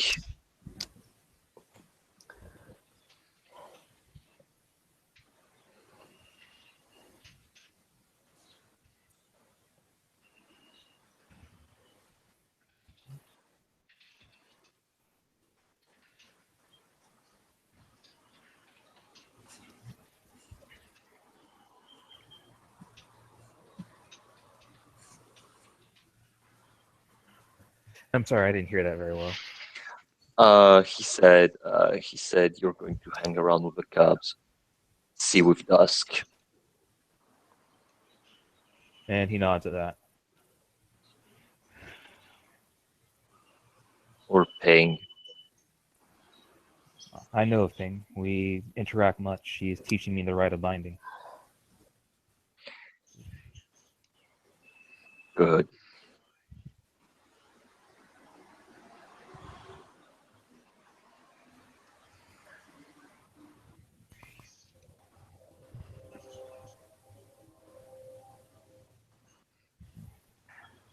So yeah, for the record.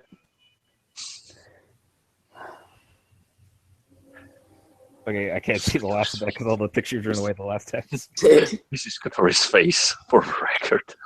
So the bottom line says Malpheus, evidently. Yeah. Okay.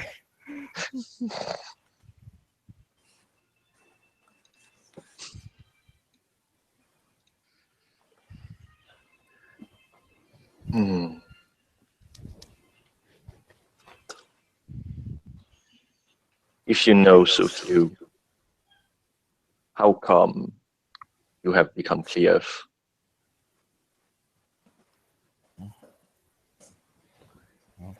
I was told that from the people that found me.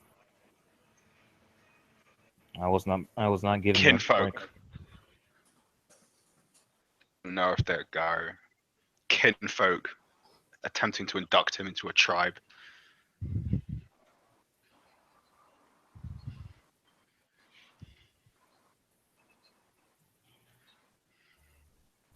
What? He's looking at Smile like, are you serious?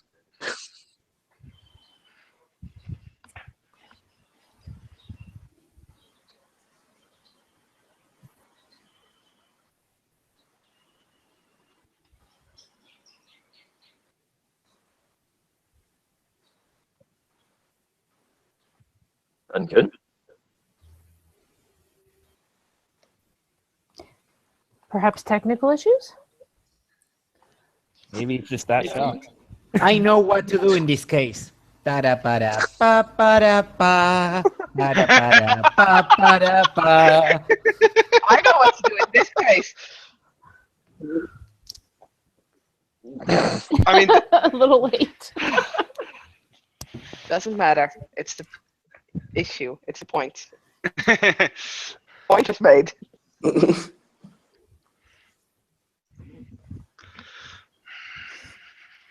So, from what I'm getting from this is, even if we're cub, well, most of us were born in a tribe, right? So how do you find out what tribe you were born in? do you have any purebreed? Like OOC, do you have any purebreed? No, he doesn't. You can do a rite of heritage if it means. You choose your tribe during your rite of passage when you approach totem.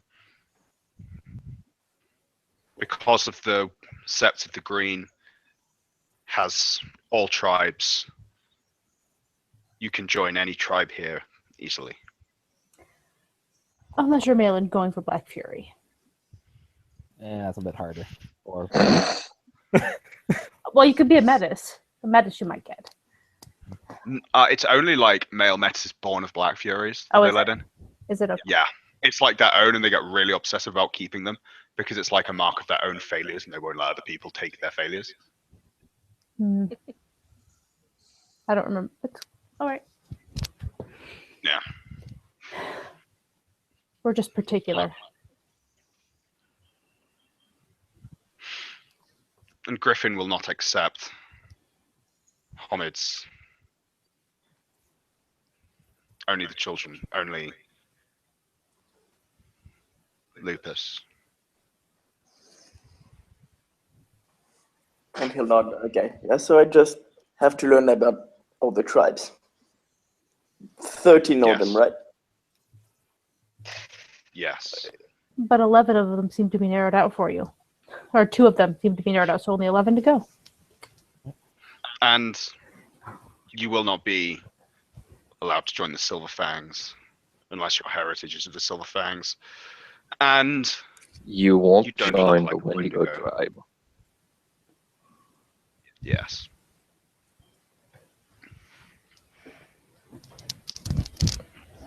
so then at that point, you have the Boanars, the Stargazers, the Uktana, Blech. the Fianna, Side eye.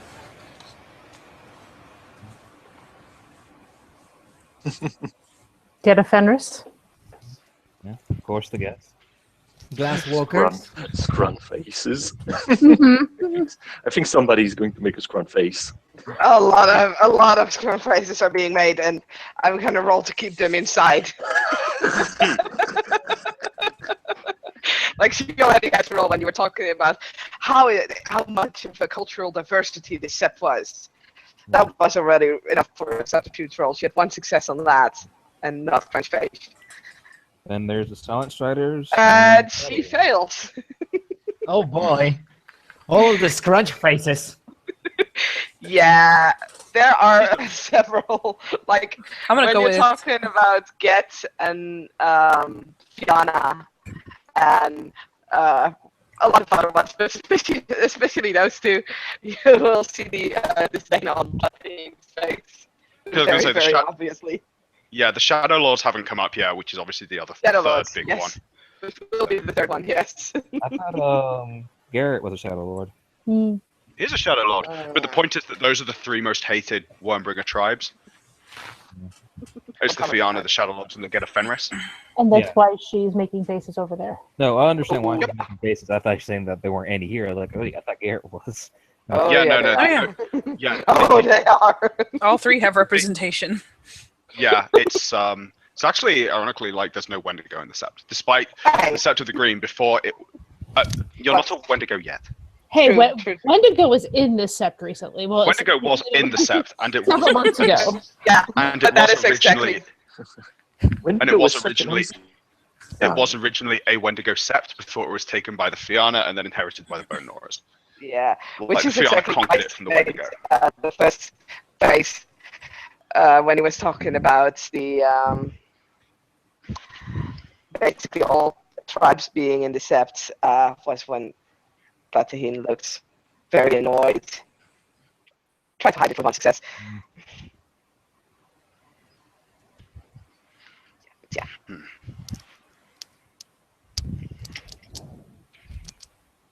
You will meet members of the different tribes. You will learn of the totems, what the tribes do, and what they care about.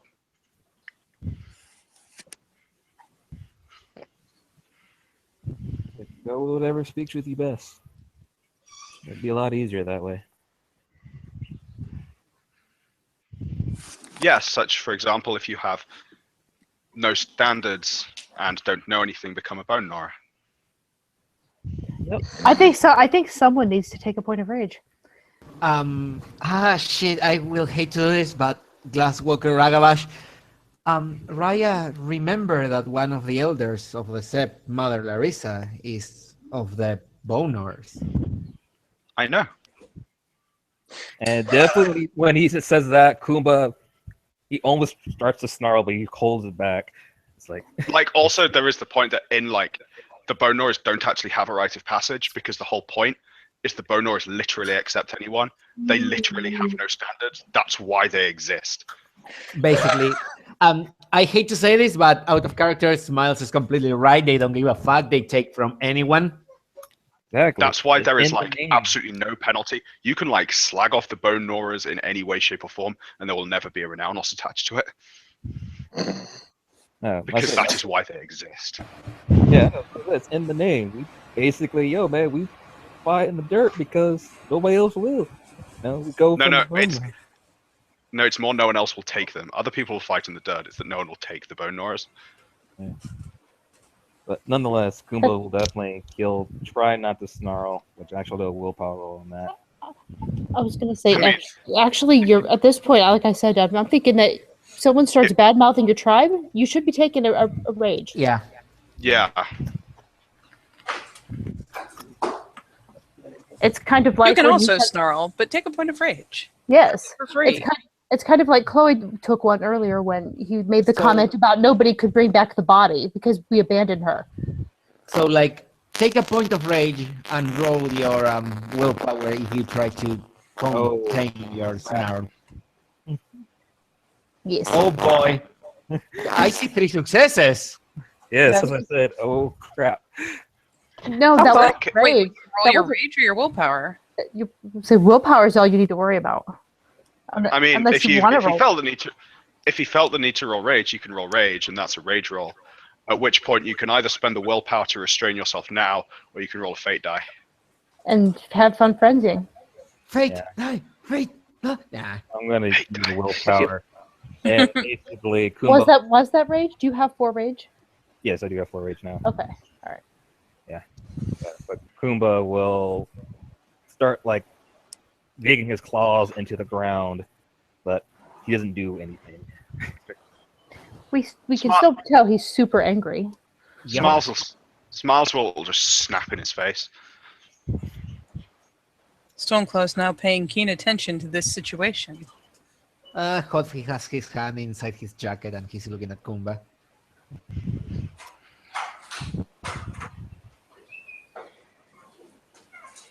And Kuba at this point, as he's digging into the ground, despite his snap, he's still just digging, and he's just not looking at him. And he's like huffing, like he's hyperventilating a little bit. Then he starts calming down a bit, and he's just flexing his claws in and out on the ground, and he's just not looking at Smiles. It's almost like he ignored him at the snap. He was just so fueled with anger from that. He didn't even know if he snapped at him.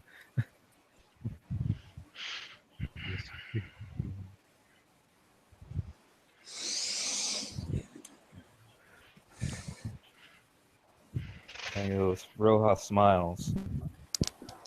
Don't you feel that your statement might have been a bit impolite?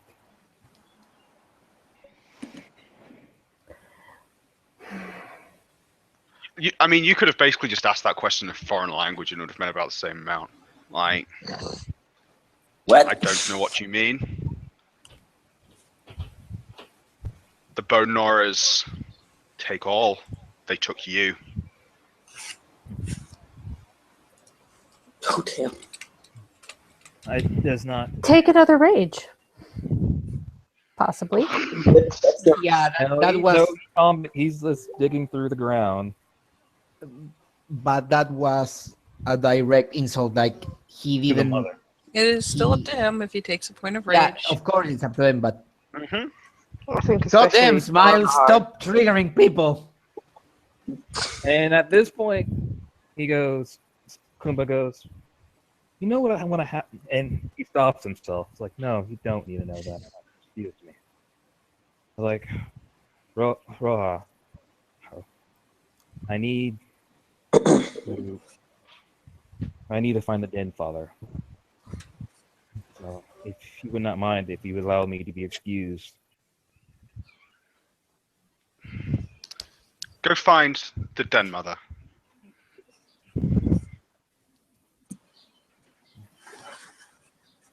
Yeah. Like, and he bows his head to that. And he'll start scampering off.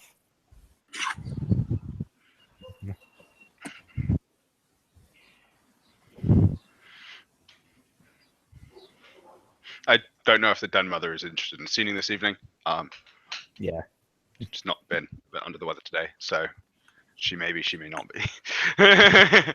If need be, I can poke the bab if you do need the Den Father. No, that's up to him. I'm not gonna ask him to be in the sheep. He's not feeling it. He's not feeling up for it. Yes, I mean, yeah, she said, because the reason she's my fiance and she is on the sofa behind my computer. Oh. She said she might be about.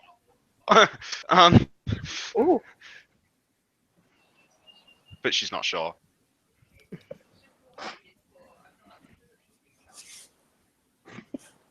Yeah.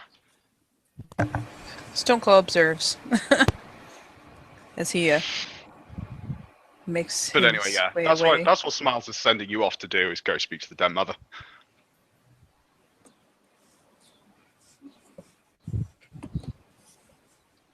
Yeah, Khumba is gone. So yeah, Khumba's. Very well. Yeah. At most, he kind of goes to the truck and tries to unlatch the door with his jowls and try to lock it. Or the van. Van. Where's a van? There is a white van that was parked outside the mail cabin. It's It's like Khumba's? in the woods. There's no like road going to the cabins. Well, 1 second. I need to something. It's Khumba's, van. Yeah, Where is actually Khumba at the moment? he's Just at got the in the van. van. He's trying to open the door because he has no thumbs, so he's trying to unlock the door with Hotfix will approach. He will kind of bend the knee and go like, you drove a van directly here. I will take it to the parking lot of the Sept. Don't ever do this again, or I will beat the shit out of you. I have a question. We're near Cub's cabin, Yeah. Yeah. Yes. so I see there's a van on the ground. Yep. This I'm- is why Hotfix is slowly whispering to Khumba, entering the van, and he will hotwire the van because dexterity larceny. Yes. Hotfix, take this away. I thought it was the Den Fathers. Get rid of it. Oh, yeah. look at these, all the successes. 1 second, because he doesn't want to show, so I will need to do horrible things. Cover your eyes. 3 successes to hotwire the... It's the car from the 90s. It's not going to be that hard. Okay. So, oh, shit. Much better. Hotfix will hotwire it, and he will try as slowly as fuck to remove this out of the side of the Den Father, of the Adren, and of the Keeper of the Land. Yeah, the keeper of the land is giving you the look. I'm going to murder that thing. The van is gone, and Hotfix with I it. wish I had. I wish I had render down just for the van. Aww. Yep.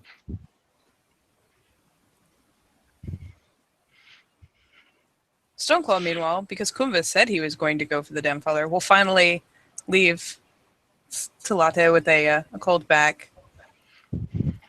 I'm sorry. I must abandon your warm back. If she makes bad noise, I will totally grab her by the back of the shirt so she can stay She warm. would not do that. I didn't It's think. ready go. But yeah, she would be starting the first couple steps to go scratch on the Demfather's door, and then Olaf pops out, probably hearing the truck start up, and she's like, "Okay, I'm just gonna go back to my position over here behind Tiny Pup. I'm just gonna sit here." Yep.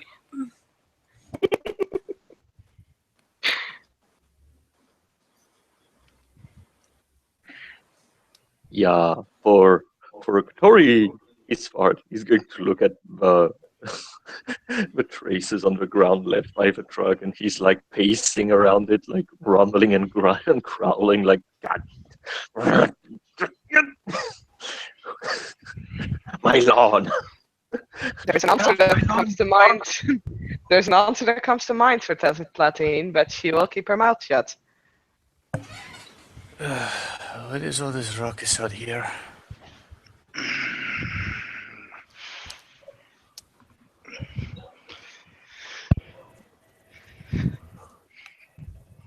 Have I just lost my mind, or did I just hear a vehicle?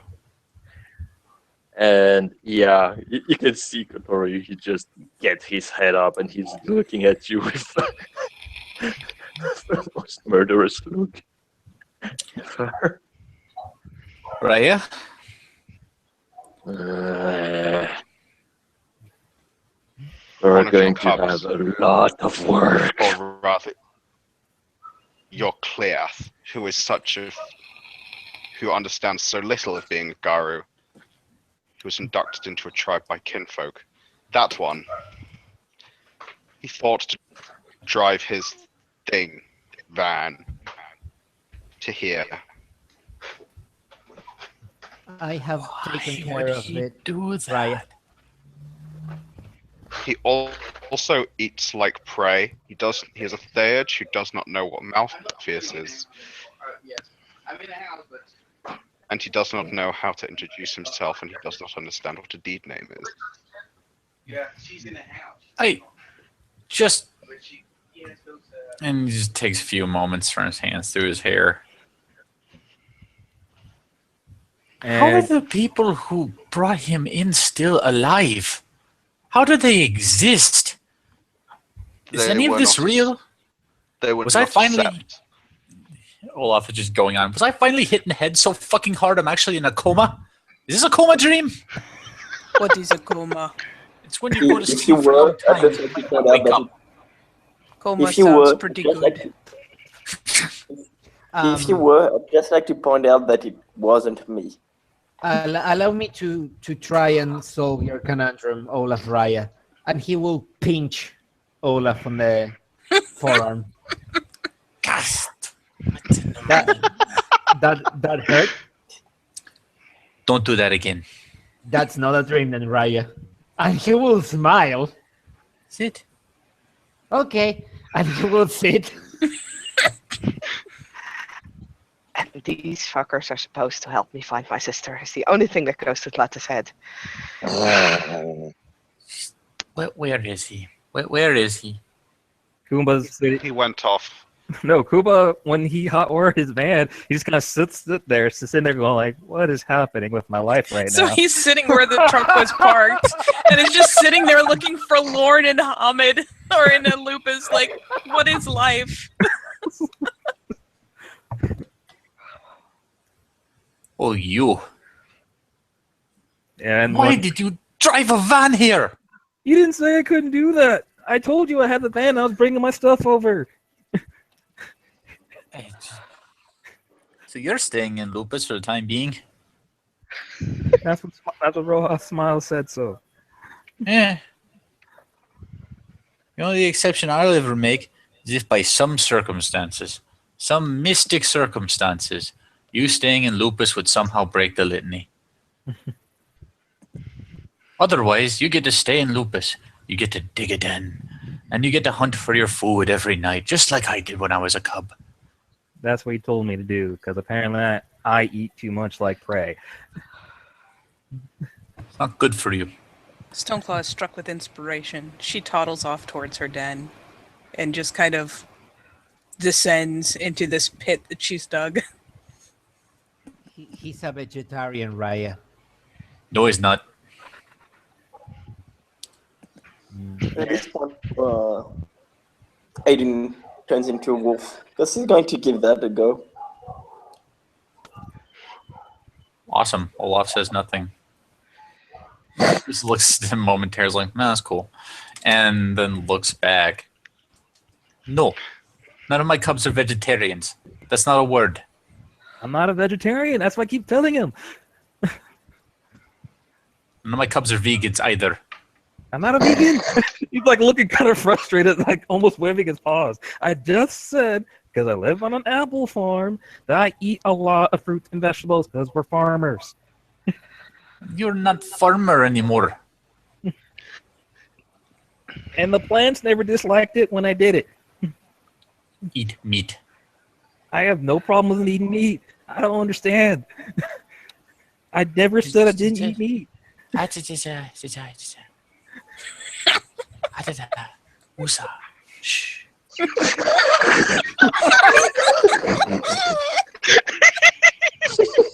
I fucking can't, Bob. What the shit? In the wake of this moment of fucking brilliance, because what the fuck even, Stoneclaw will finally reemerge with what looks essentially like half a dirty rabbit corpse, because it is, because she cached it in her den like a smart wolf. So she will emerge with this half a corpse, and amble back over, and finally amble over to halfway to Khumba before remembering, oh shit, he has to hunt it himself, and she just kind of pauses mid-stride with this thing hanging out of her mouth, and just looks perplexed, like, what the fuck do I do now?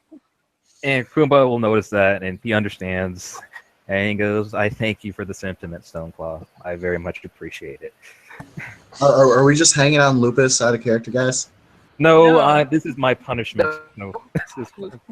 I mean, we are very in character. So I'm sorry, I just got back into the scene, so I'm just trying to get a lowdown on what's going on. I have been blowing the minds of every elder on this sept, and I am forced to be in Lupus for my training. Olaf We are in momentarily forms. smells his shirt and is like, oh, I forgot. Oh, that's coming off. That's coming off. Okay, better. Oh my. Fucking ham. Just like, no, fuck. This just kind of looks over, like, wow, oh, okay, yes. Stoneclaw finally just settles on deviating, and decides to give her offering to Smiles, I guess. She just obviously, like, hit a wall mentally. And it's like, here you go, I got this for you. Okay, so Smiles will actually, like, take a bite out of the rabbit, like politeness. Then let Stoneclaw finish the rest because he knows she wants it. She always does. I go, Den Father, Roja Den Father. Like, I understand I am perplexing, but I only know what I've been taught. It's not like I wanted to be a Garu. I'm going to find the people who taught you. One day I will find them all. But until Smiles that at day, this point, turns to Khumba. What were their names? Oh boy. Raya. We will proceed to murder the wrongdoers later. Just so I know for later. Oh dear.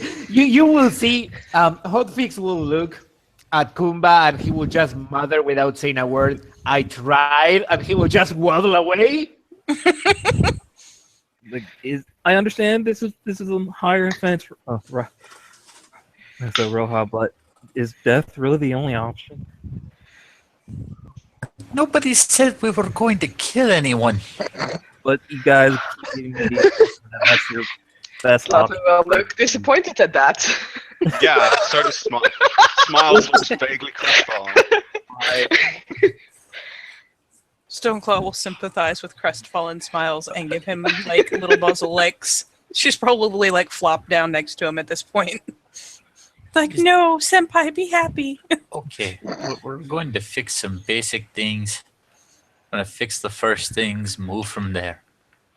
In terms of verbal introduction, give your name, your deed name, which is for things you did. I don't have one. I told them that. Then just give your name. I did. Your breed.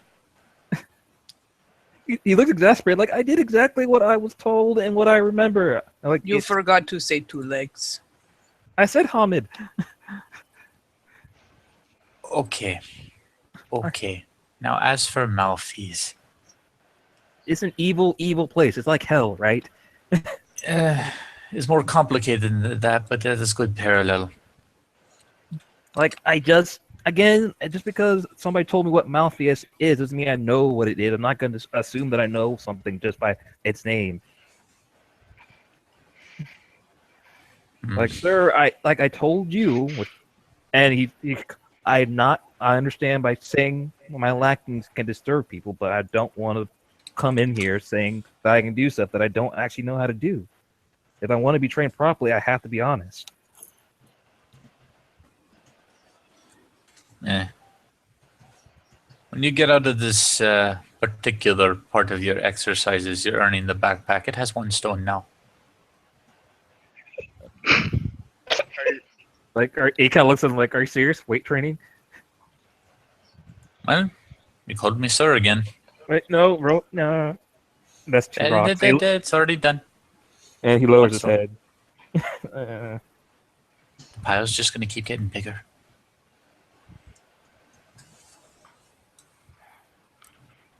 So, this place is holy ground. That's why the van was bad, right?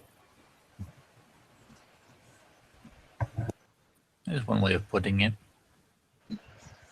Is this particularly like it's a Saren, right? That's the well springs of Gaia's power. Ola sits down the porch. The Cairnheart is not directly here. However, we are on Sept grounds. Keeper of the land, Katori, he has particulars about where we can and cannot drive our vehicles. Driving them directly over the ground, except for in dire circumstances, the ground that he and his keepers work very hard to maintain, pisses him off.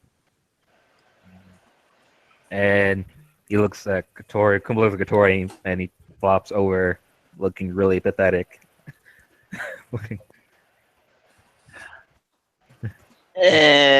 For his part, Katori is still looking at the trace, and when he hears his name and see Khumba flopping over, he just and he just he completely ignores him, like nose up in the air, like, "No, I shall not dignify you. You've ruined my lawn." Do you know what the keepers have to do to maintain this lawn?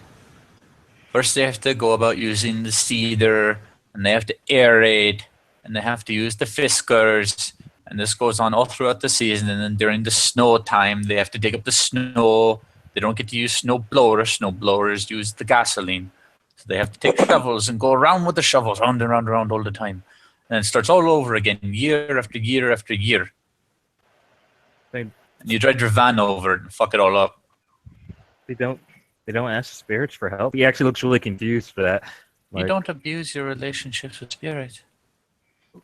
I do not ask a spirit every time I have to trim my beard. I do not ask a spirit every time I have to go and cook something. I do not ask a spirit every time I have to trim my nails. And I definitely don't ask. Well, go for it, dude. If Olafsson, and Smiles will also say, and how do you think the spirits of the land are appeased? You are a Theurge. You are supposed to understand Chimnage. This card will make me frenzy and Smiles drops the last remaining of his fucks and turns around and walks off. The last remaining fuck. The last fuck of Smiles that will be missed. I need to assign like a Theurge to you. Teach Thing you has been Theurge. teaching me to write a binding, and she's been teaching me stuff. So now I know who to hold responsible. Awesome. But she didn't teach me the same that you guys have told me before. We went over the clans, the tribes again, and we went over the totems. And she. Aiden will walk into the male cub cabins. Come back like a minute later, dressed and with a notepad going. Khumba is a cool guy. Just don't follow his lead. There we go.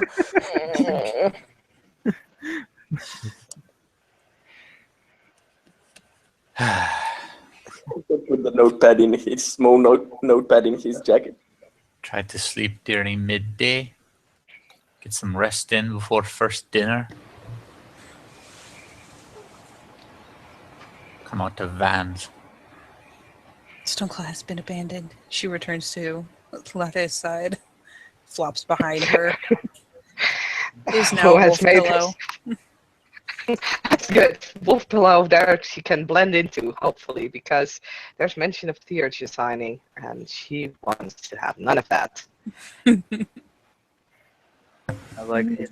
And he gets off from the flopping position. And he goes like, seems like I'm, as in tradition of a bonar, I am absolute black sheep. Oh, goody.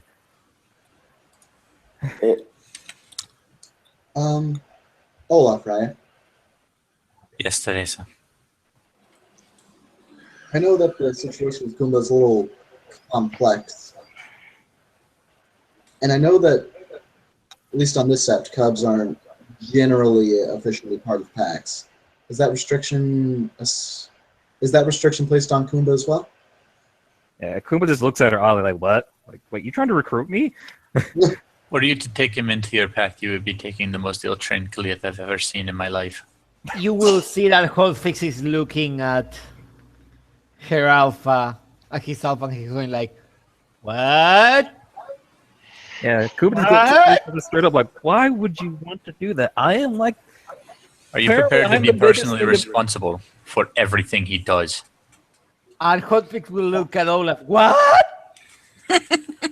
Olaf, Ryan. Like Teresa, like I'm probably in honor of that. I'm probably gonna look bad just the fact that you said that. Okay. You don't. Stoneclaw is now bristling. Hotfix will go to Khumba and go like, when she speaks to him, you go shush, and he turns around. Yeah, Olaf has gotten up at this point. There's a lot that he doesn't know. However, there is a lot of focus. seems to be a lot of looking over at what he does. Olaf Raya, he knows the most basic and simple thing that a Garu does. He knows how to fight. I have seen him fight personally. I have seen him solo a Fomori, which admittedly isn't the greatest thing ever, but he's shown that he can hold his own when it actually matters. When you strip away all of the formalities, all of the little bits of etiquette Olaf Raya, I've seen him prove himself.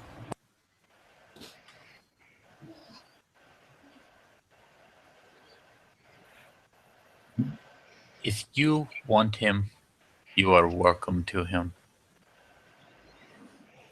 Khumba's just looking at her like, what are you doing? Hotfix can roll P&E. Anyone that knows Teresa specifically well can know P&E, can do a P&E.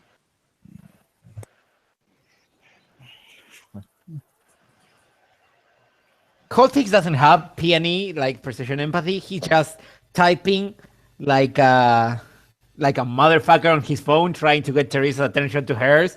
Basically, his text message means, no, stop, deny, cease and desist. Teresa will just send back, I'm doing this because I know what it's like to be a black sheep. No, stop. I'm the Ragama here. Don't do this to me. Olaf slowly walks over to Hotfix and puts his arm around Hotfix's shoulder. I thought you liked me. Raya. Olaf's arm coils slowly around Hotfix's neck into something of a headlock. So, here's the thing. You two, I know that I am not the most computery of guru, but I know what it means when you're standing 5 fucking feet from each other, typing furiously on your little phones.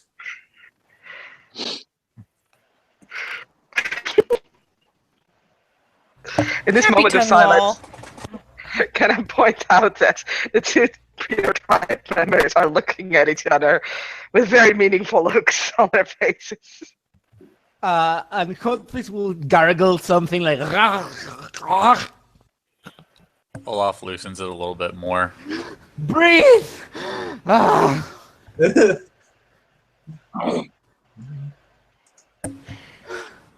Just know for the future, it's like super obvious. Raw Olaf. He also didn't like that I referred to he screams in silence by his name that he told me, even though that's what he allowed me to say that. I understand that he's part of the traditions, but... Olaf rotates around with Hotfix still grappled.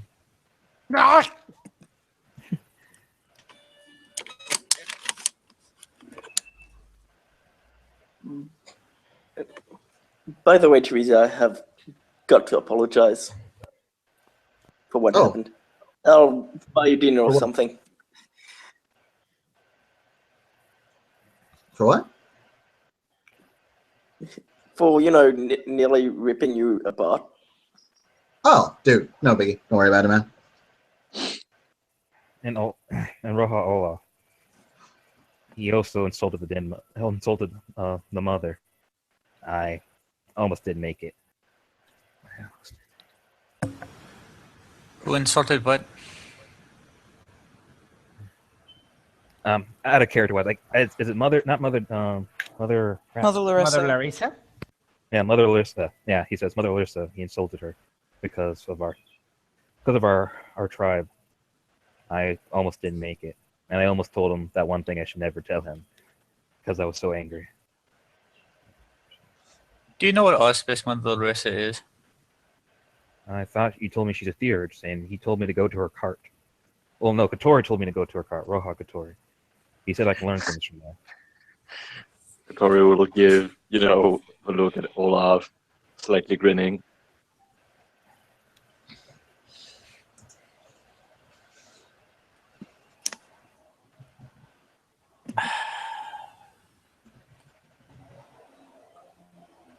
Olaf just kind of stands there, rubs his forehead, finally lets Hotfix go. Thank you.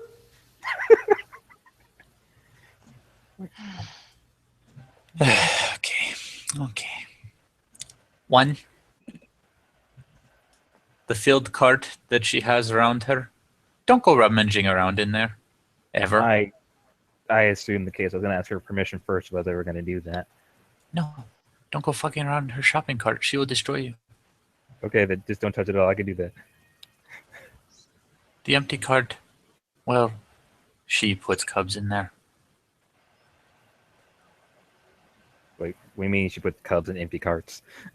There is an Olaf. empty shopping cart next to the Den Father's cabin that has a little sign like zip tied on that says "Cart of Shame." This is the cart. And he looks at it like, this is like a dunce hat, isn't it? Mm-hmm. One time a cub was in there for like 3 days. Okay, so avoid the cart of shame. That would be wise. Once you go in, there's no way out of it unless I come get you. Like, is a spirit in the cart or just permission? Nobody's ever tested it.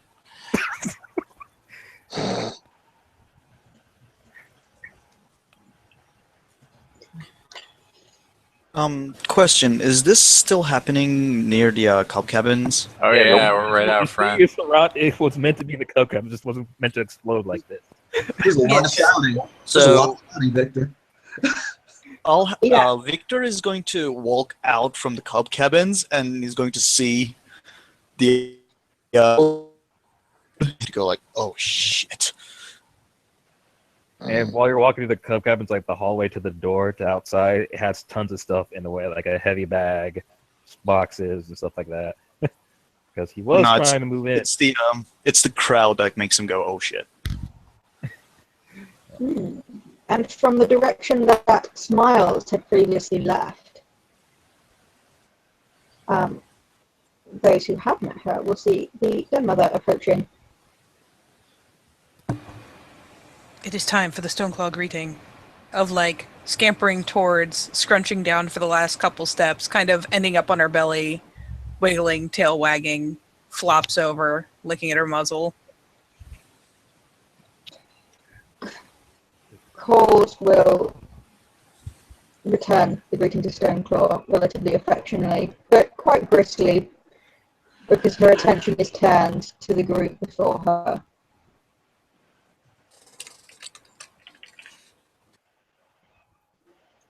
Cause the Fury, they woke me up. You are not alone. We lost a good chunk of that. Yeah, you're kind of a robot. No, I'm sorry.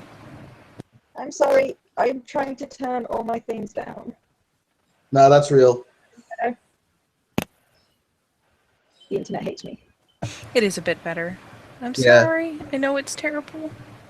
It's okay. The pauses may also be slightly longer because of me, and I apologize. I am not 100%, and that is my fault.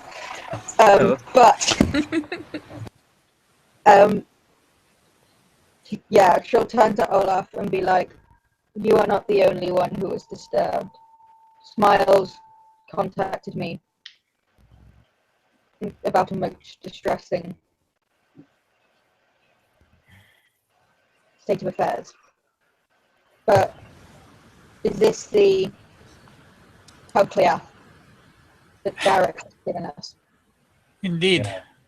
When Khumba sees her, he shows his belly and neck, and he kind of like squinches his legs a bit together, like he's trying to cover himself. Like he's trying.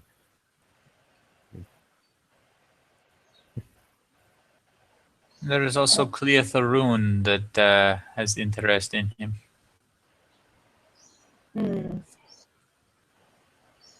If she wishes to speak to the Wormfoe and have him assigned to them, then that is her right to do so. Until then, he is ours. And we will do what we can if he is willing to learn. I gave her my pre-approval, but it's true. She should speak the one in full. All right, Teresa, upon getting a unified answer from both parents, nods to them.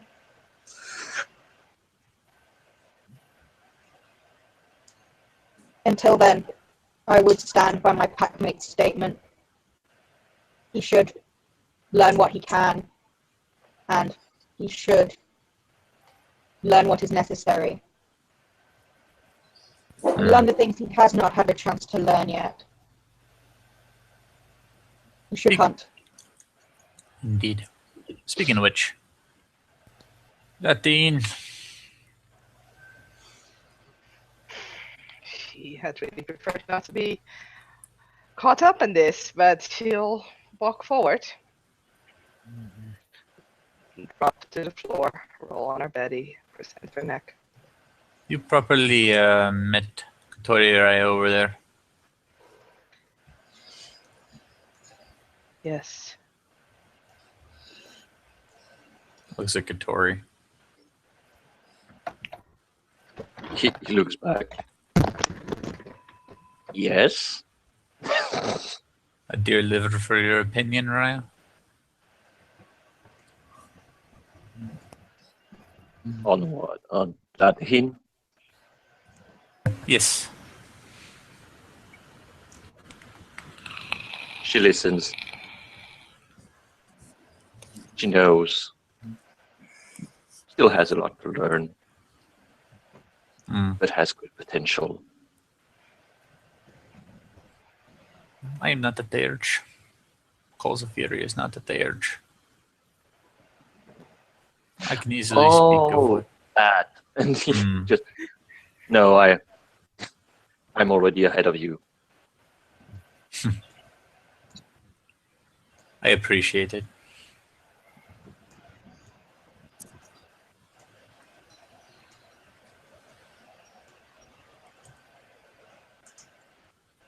Nods.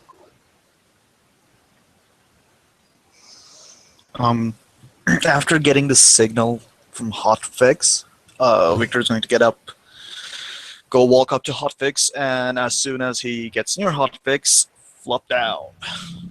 Yep, before he does that, Hotfix will stop him, put him beside him, and put an arm around his neck. Then, parents, Raya, may I ask a question to both of you?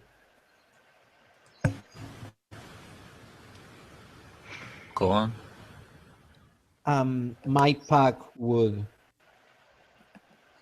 be honored to teach also, and after his clear rite of passage, to having our ranks Victor close like glass. Since he's still a cub, I know we need your permission so he can roam with us. It is not abnormal that cubs tag along with packs on their missions. Not abnormal at all. Or mean when you take him out of bounds, you become responsible. Yes, sir.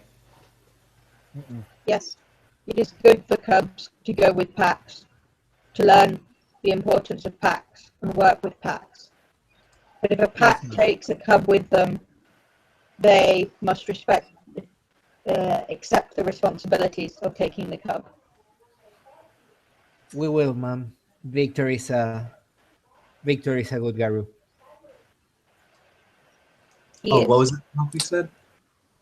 That he just asked the then parents for permission for Victor to roam with the Shadowrunners until he becomes a Cleath and then becomes part of the pack. Oh, no, but I heard Teresa's name get mentioned just now. Like, just now. No, I at least I didn't say Teresa. Okay, I may have misheard then. Speakers are bad sometimes. Sorry about that, dude. Don't worry.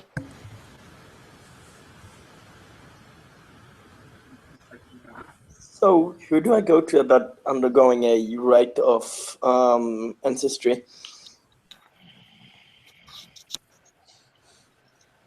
That depends on who you are able to please. And Olaf goes back to sitting on his porch. Coles will briefly turn to Stoneclaw, and she will glance at Victor as well, but she's focused in on her. The new cubs. How are they settling in? She ear pricks, and seeing as Claus has moved past her to join the group, will be up and moving and probably again flop right next to Runty Cub. She is the wolf blanket. Yay! She is obviously not happy and lying on the ground in the middle of the group. So yeah, she's flopped next to, nosed a couple times because she's making faces. This one is good. I am watching her. Other ones, she glances to Khumba and to Aiden, have not done as much with. Kubo actually looks at her kind of disappointed, with ears down. It's like, I cleansed you. I gave you drinks and apples. You did. But that's not what she's asking about, she's pretty sure. We'll take time with. We'll take that one to a lake. Points her nose at Khumba. Start with fish is easier than rabbits. It is all right. I will take him, and in fact, this evening, all of the new cubs, all 3 of you, you will come with me. I shall take you, and we shall get some rabbits.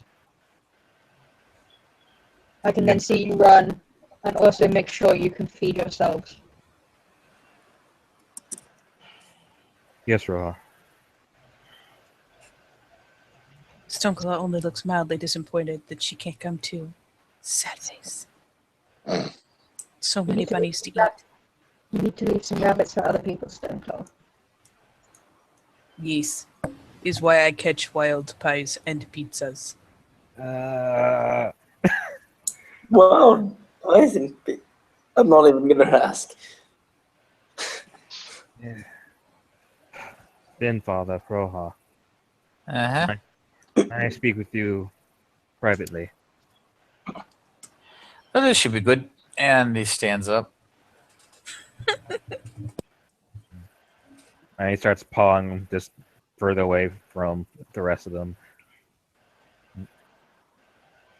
And once we get out of earshot, Kumba he'll stay in Lupus, but he looks just drained and looks over up Stoloff. I don't know. Should I even be here? Should I just... Where else are you going to go? I know. That's why I'm here in the first place. You know what happens if you wander around alone? We'll have to get eaten. Or worse. And he kind of droops to the side like, oh yeah, that I'm in the real world now. That will happen to me. Uh-huh. You could be killed. You could be captured. Any number of things could happen to you when you're by yourself. I could just be really sneaky and control my rage, couldn't I? No, you won't. It always gets us in the end. Always.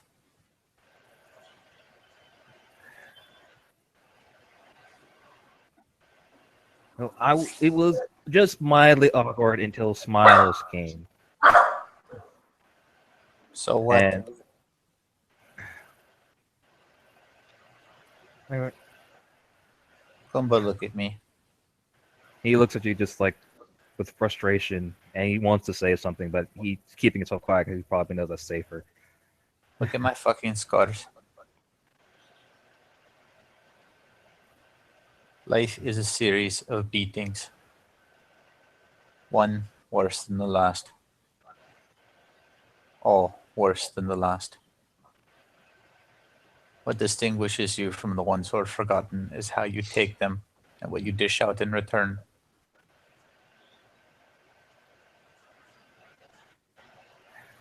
And Kumba, which valid point, can wolves cry? Unless they're healed. They can. I mean, canines crying isn't especially common, and I imagine it's only under cases of severe emotional duress. Yeah, but the best way to put it is like tears start welling up and he looks away. Like, it's not like it matters because it's nowhere near on the same level, but I'm getting really tired of getting hit all the time. I'm tired of people picking on people just because they think they can. You're Cleith. It will happen.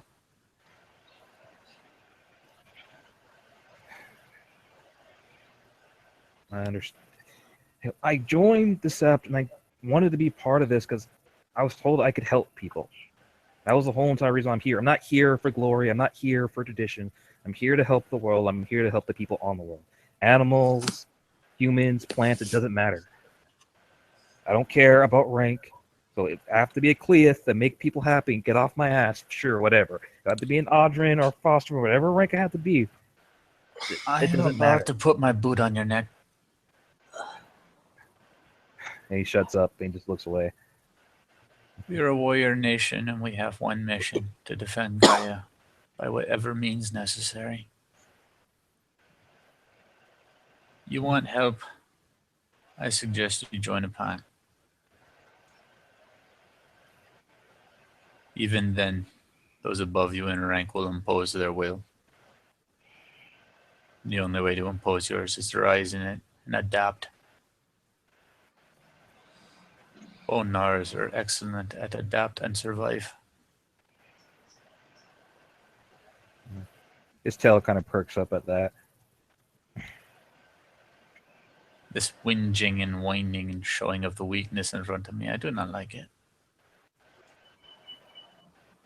I will merely scowl at you. I've already killed too many Guru. Others will smell blood. Stand up straight. Stand tall. Knuckle under when you have to. Push forward the rest of the time. That is how you live. But this is pathetic. It will get you nowhere. You will not grow. And his ears kind of fluck up. Like you think that I'm whining just because I'm whining for whiningssake. I think you're whining out of self-pity. Whining out of annoyance. So what? You think I'm not going to do anything about it? He actually kind of perks up and stands up. And, like, I'll tell you one thing. I will pass these tests. I will be a guru. And I'll prove to Smiles that he doesn't deserve what he has. And when he says that, he kind of looks away. It's like, I'm tired. I understand the Red Huns hate Bonars, and he hates me for being a human. Sure, whatever. But the mother, if she's the owner of this Sept, I'm pretty sure she earned it, right? Because he should respect that. I don't care if she was a Bonar or a Fianna or any other tribe. If she's supposed to be our leader and she has been leading us to victory, has she not? Has she not been making sure the Sept stays in order? Why would he do that? Is his way. And Olaf is studying Khumba now. I see spark now. Hold on to that. I have all that to hold on to. That bastard's clan tried to kill me and my sisters. And I knew if I didn't control myself, he would have just killed me because I'm not experienced enough to take his ass down. But I tell you this, one day I will. I will make him respect me and respect the other people. If the idea is we're supposed to respect Gaia's relation with all life, then we should respect it. I don't care what he thinks, just because he thinks we came first.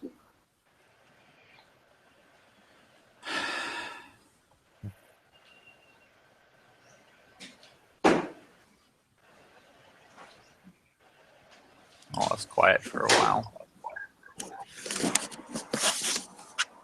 You talk a lot. Normally I don't. I don't interact with this many people. I guess all the years of not talking, and now I'm interacting with the whole entire tribe of supernatural warriors has made me talk more.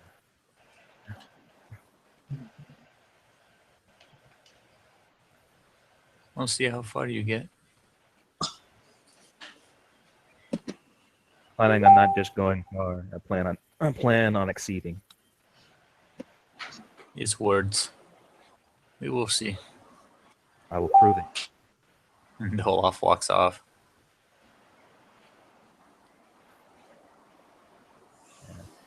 Khumba will sit there and he starts just digging at the ground, just really annoyed. Basically trying to work off rage, just digging. He's just And once it gets back to the main group, just pats Therese on the shoulder. Good luck.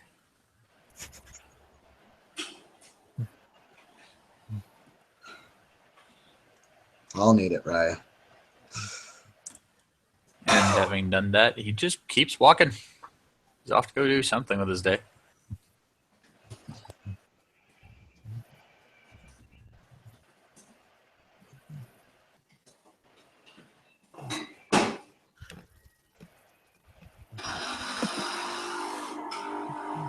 And, well, for his part, Katori will approach Latihin and calls the Fury. I leave her in your care. I'll go.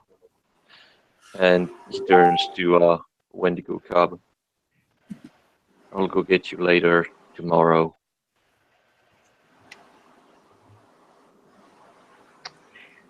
She'll nod.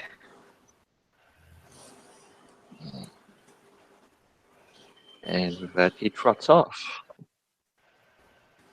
puffing off into the Umbra. Poof. All the pistis.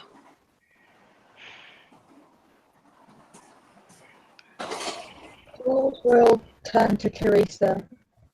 If you are taking on the Cub Clear, maybe, and maybe taking some time with Victor, I would only ask that you make sure any knowledge you give them is not just of the humans. I know humans' knowledge. Out of character, I didn't catch that. Make sure that it's not what of the humans? It's not Knowledge. it's just knowledge. Yeah, make sure it's not just knowledge of the humans. Oh, okay. Sorry about that. You just cut out a little bit. Sorry, I will try and keep this brief. Knowledge of the humans is necessary in this place, but there is much they will need to survive and to be true Garu that is not just of the humans.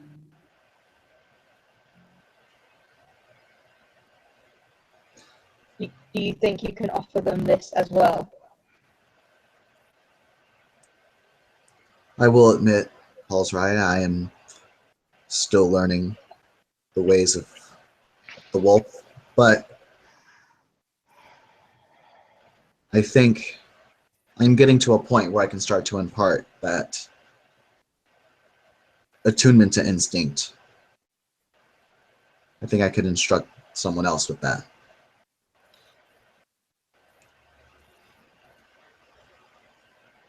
That is good. If you feel, pass on what you have learned. You have made efforts, and those efforts are noted.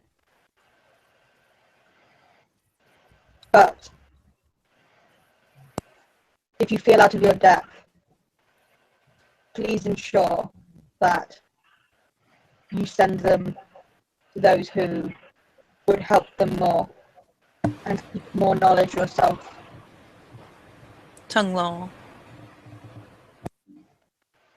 Yeah, more or less as Calls kind of says that, not a pointed look, but just a distinct look at both Calls and Stoneclaw, who is still here. Yep. Contented tongue law. Yep.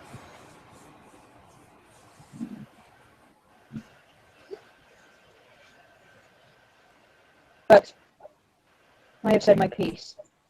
We shall see what happens. We have many cubs.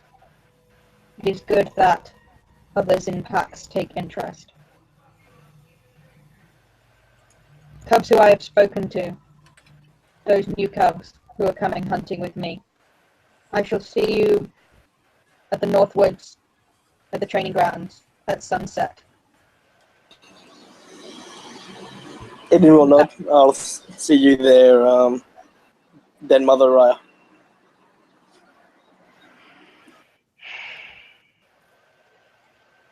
With that, she'll flick her ears back in their direction when they make any acknowledgement, and then she will move to leave and walk back the direction she came from. All right. Hotfix will look at Teresa. So we're actually doing this. The way I see it, if he's really as incompetent as the others claim to be, he'll just die in the Amazon. But I just hope if he does die, he doesn't bring us down with him. he won't. It's your call, Alpha. I already had my call on Victor. I told you I saw promise on him. He will be a great warrior. He will do well. You had your call on the new one, so I trust your knowledge, Public Enemy.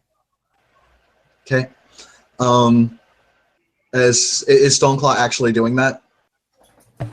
Oh, I figure I'll wait till it gets towards the end of the scene. Okay. She'll walk up to Khumba and she'll say, He's still digging in the ground. He's gotten pretty deep. don't waste your time on something like that. Yeah. And he finally, when he hears some voices like, huh? And then he starts looking at the ground like, crap. Yeah. Yeah. Yeah. All right. Look, you don't have to run with me if you don't want to. That being said, if you are, I know I said a lot of things, but they are right in that you have a fuck of a lot of catching up to do. I'm fine with this remedial training. I am more irritated. I guess. I don't know. Doesn't matter. Like, I'm here to learn. I'm here. That's what I'm going to be doing. It does matter. It does matter if you irritate, because we all irritate, and when we get angry, horrible things happens. Not just me and Public Enemy here. When everyone in the Sept of the Green gets angry, horrible things start to happen. It's not against you. It's not your fault that you were badly taught. Smiles is a very particular Raya. He's a bloody Talon. He's just out for the wolves. Doesn't care about anything else. Yeah, I'm gonna assume this is offside where I can't hear it clearly. Yes, honey. Okay. Oh, sorry. I was just going to say, Teresa will just say in response to that, unless Hofix has something he wants to say, but go ahead. He's waiting. Teresa will just say,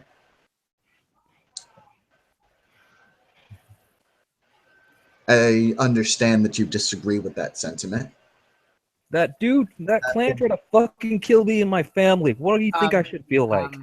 I think. Look. One second, Public Enemy. All right.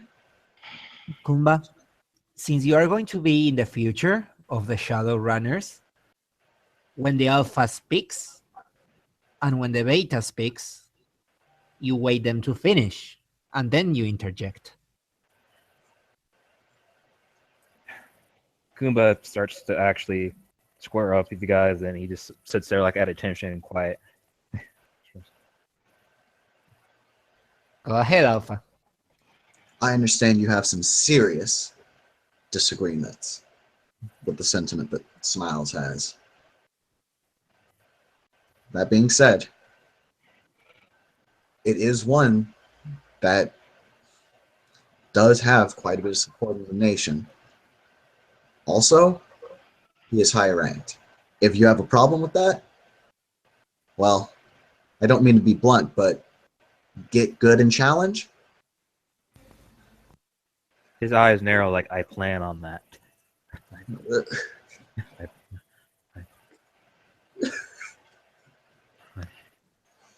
But for right now, you're going to focus on getting good. No matter which pack you decide you want to run with, whether it be mine or someone else's.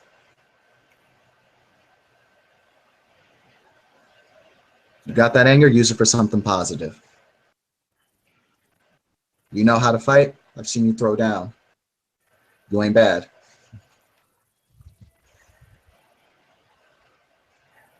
I'd suggest working on where your strong suit is. You're a theurge. Do that.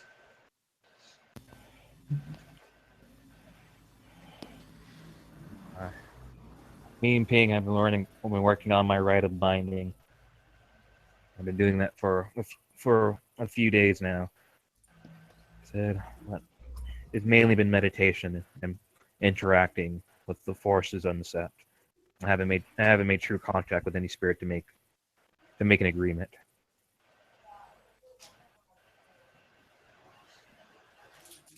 I can't tell you how to theurge.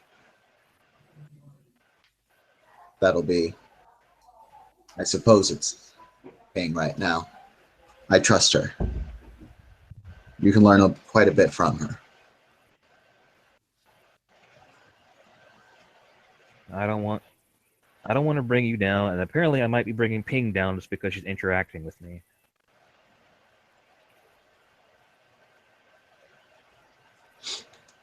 At the end of the day, it's our choice to interact with you.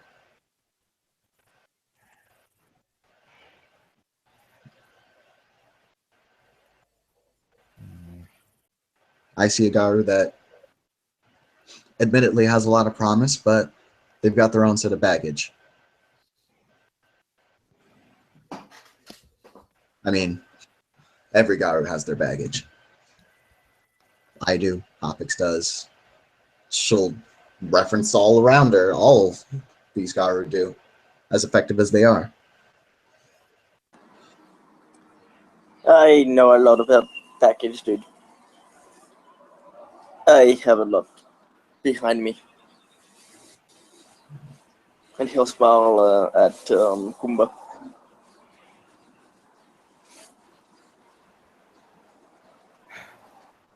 Well, if you're willing to teach me, I'm more than willing to learn from you.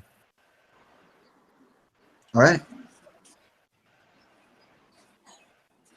Hotfix will signal to Victor to come to this little three-way meeting note before. He'll go. Well, brother, welcome, Ish, to the pack.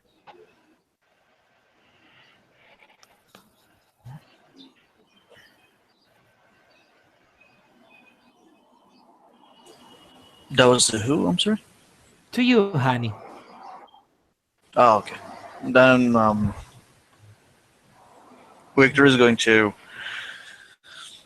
just get his head down and not really say anything. And Hotfix will just pinch his cheeks and force him to look up and kind of pull his face into a smile. There you go. If you're happy, your fates need to know it. He has the creepiest smile right now. God fucking damn it. Tight. Oh, Victor, we need to work a lot, don't we? But do you guys remember the smile of what was that guy's name from the Big Bang Theory? Sheldon. Yeah, His forced kind of smile. I'm talking about that.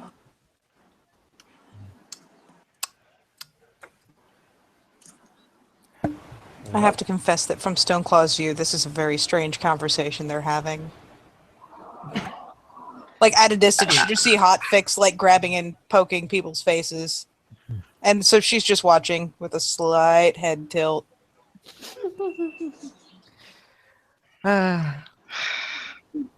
Congratulations, Victor. 1,001 thoughts in Platatine's head, and she is not speaking them. Because that would be unwise. I'm assuming that Stoneclaw can't hear this, otherwise I would have had to roll things earlier. So I'm assuming we're further away than that. Yeah, For we purpose are, of not frenzying. we are the taught a bit way, from the purpose like- of not murder. Yeah, no, but like the way that people are standing and acting and moving without words, you can see a lot from their body language by itself. And I'm sure we're having a conversation going that's like, comments are fucking weird, right? It's okay, man. Latahine has discretion, and discretion precludes your tickets to Suplex City. Oh no! Oh god. So Hotfix will finally look at Teresa. Should we rejoin the rest? Yeah. Yay! Shouldn't we just head to the lake? I thought the mother's supposed to be waiting there, or the den mother. Oh well, I mean that wasn't for us, I don't think. No, it wasn't for you guys. It's Oh, for you do you. Yeah. You? By the way, I need to go. Need to do patrols. So who was Khumba kind of speaking now? He's speaking to Teresa about. Yeah, because Teresa was just gonna say you focus on getting good is all she was gonna say. And Khumba will look over to, I guess, Victor, Aiden, and Talit. Talit. It's I think it's Talat. Talat. It's Tlate. Talate. Latte. Okay. Talate. And he kind of call out like, I'm gonna be heading out to the lake, and I'll be waiting for everybody. Though then he looked at Stoneclaw, like, Stoneclaw, where's the lake? He's still Why would lupus? you go? Yeah, he's still Lupus. It's time before hunt with Den Mother. Learning to fish is good too. Yeah, so he kind of gestures like, could you please show me where the lake is? 'Cause And she'll heave herself up and kind of nose at the latte. You want to swim? Might be cold. No fur. Nose. This is not cold. Then we go. But yes. And Olaf, or god damn it, Stoneclaw will orient in the proper direction and start to just kind of trot, lazy trots because her strides are kind of long. And she doesn't want to lose anyone. he looks at Aiden and Victor. It's like, you guys coming? I need to go to the garage. All right. So you don't have to come. Like, Aiden, you coming? Sorry, what was that? So you coming to the lake? Because yeah, I'm coming. I'll be there in a second. Yeah. Like, And he'll look to Teresa and he'll be like, so who does know how to make a rite of passage? I was. Oh, sorry. I was born in a set, but I don't remember much of my childhood. That's slightly unsettling. He'll say, well, from what I remember, my sept was destroyed when I was a kid. So which is why I grew unknowing of our ways. That's fair. That means I was kinfolk, so I must have had a tribe. which. I mean, with the name O'Reilly, I have a few ideas in my head, but I know there's someone with. What was the right that helps you find that out? There actually is a Theurge that might be able to help you out with that. I can see if I can set up a meeting, yeah? And yeah, that'd be cool, man. That'd be cool. All right. Well, I'll see what I can do. No promises, but I can at least do what I can. Okay, not guys. That's fine. Do what you can, and I promise you, as soon as I can get offset, and you're with me, I'll buy you a drink or something. Thanks, dude. And he'll nod goodbye and guess so I'll see you later. And he'll go off to the lake. See you later, man. And he'll wave as he leaves. And with that and the separation of all parties to their respective duties, we will end the scene. Thank you, watchers, for watching, and players for playing. Have a lovely morning, evening, or night.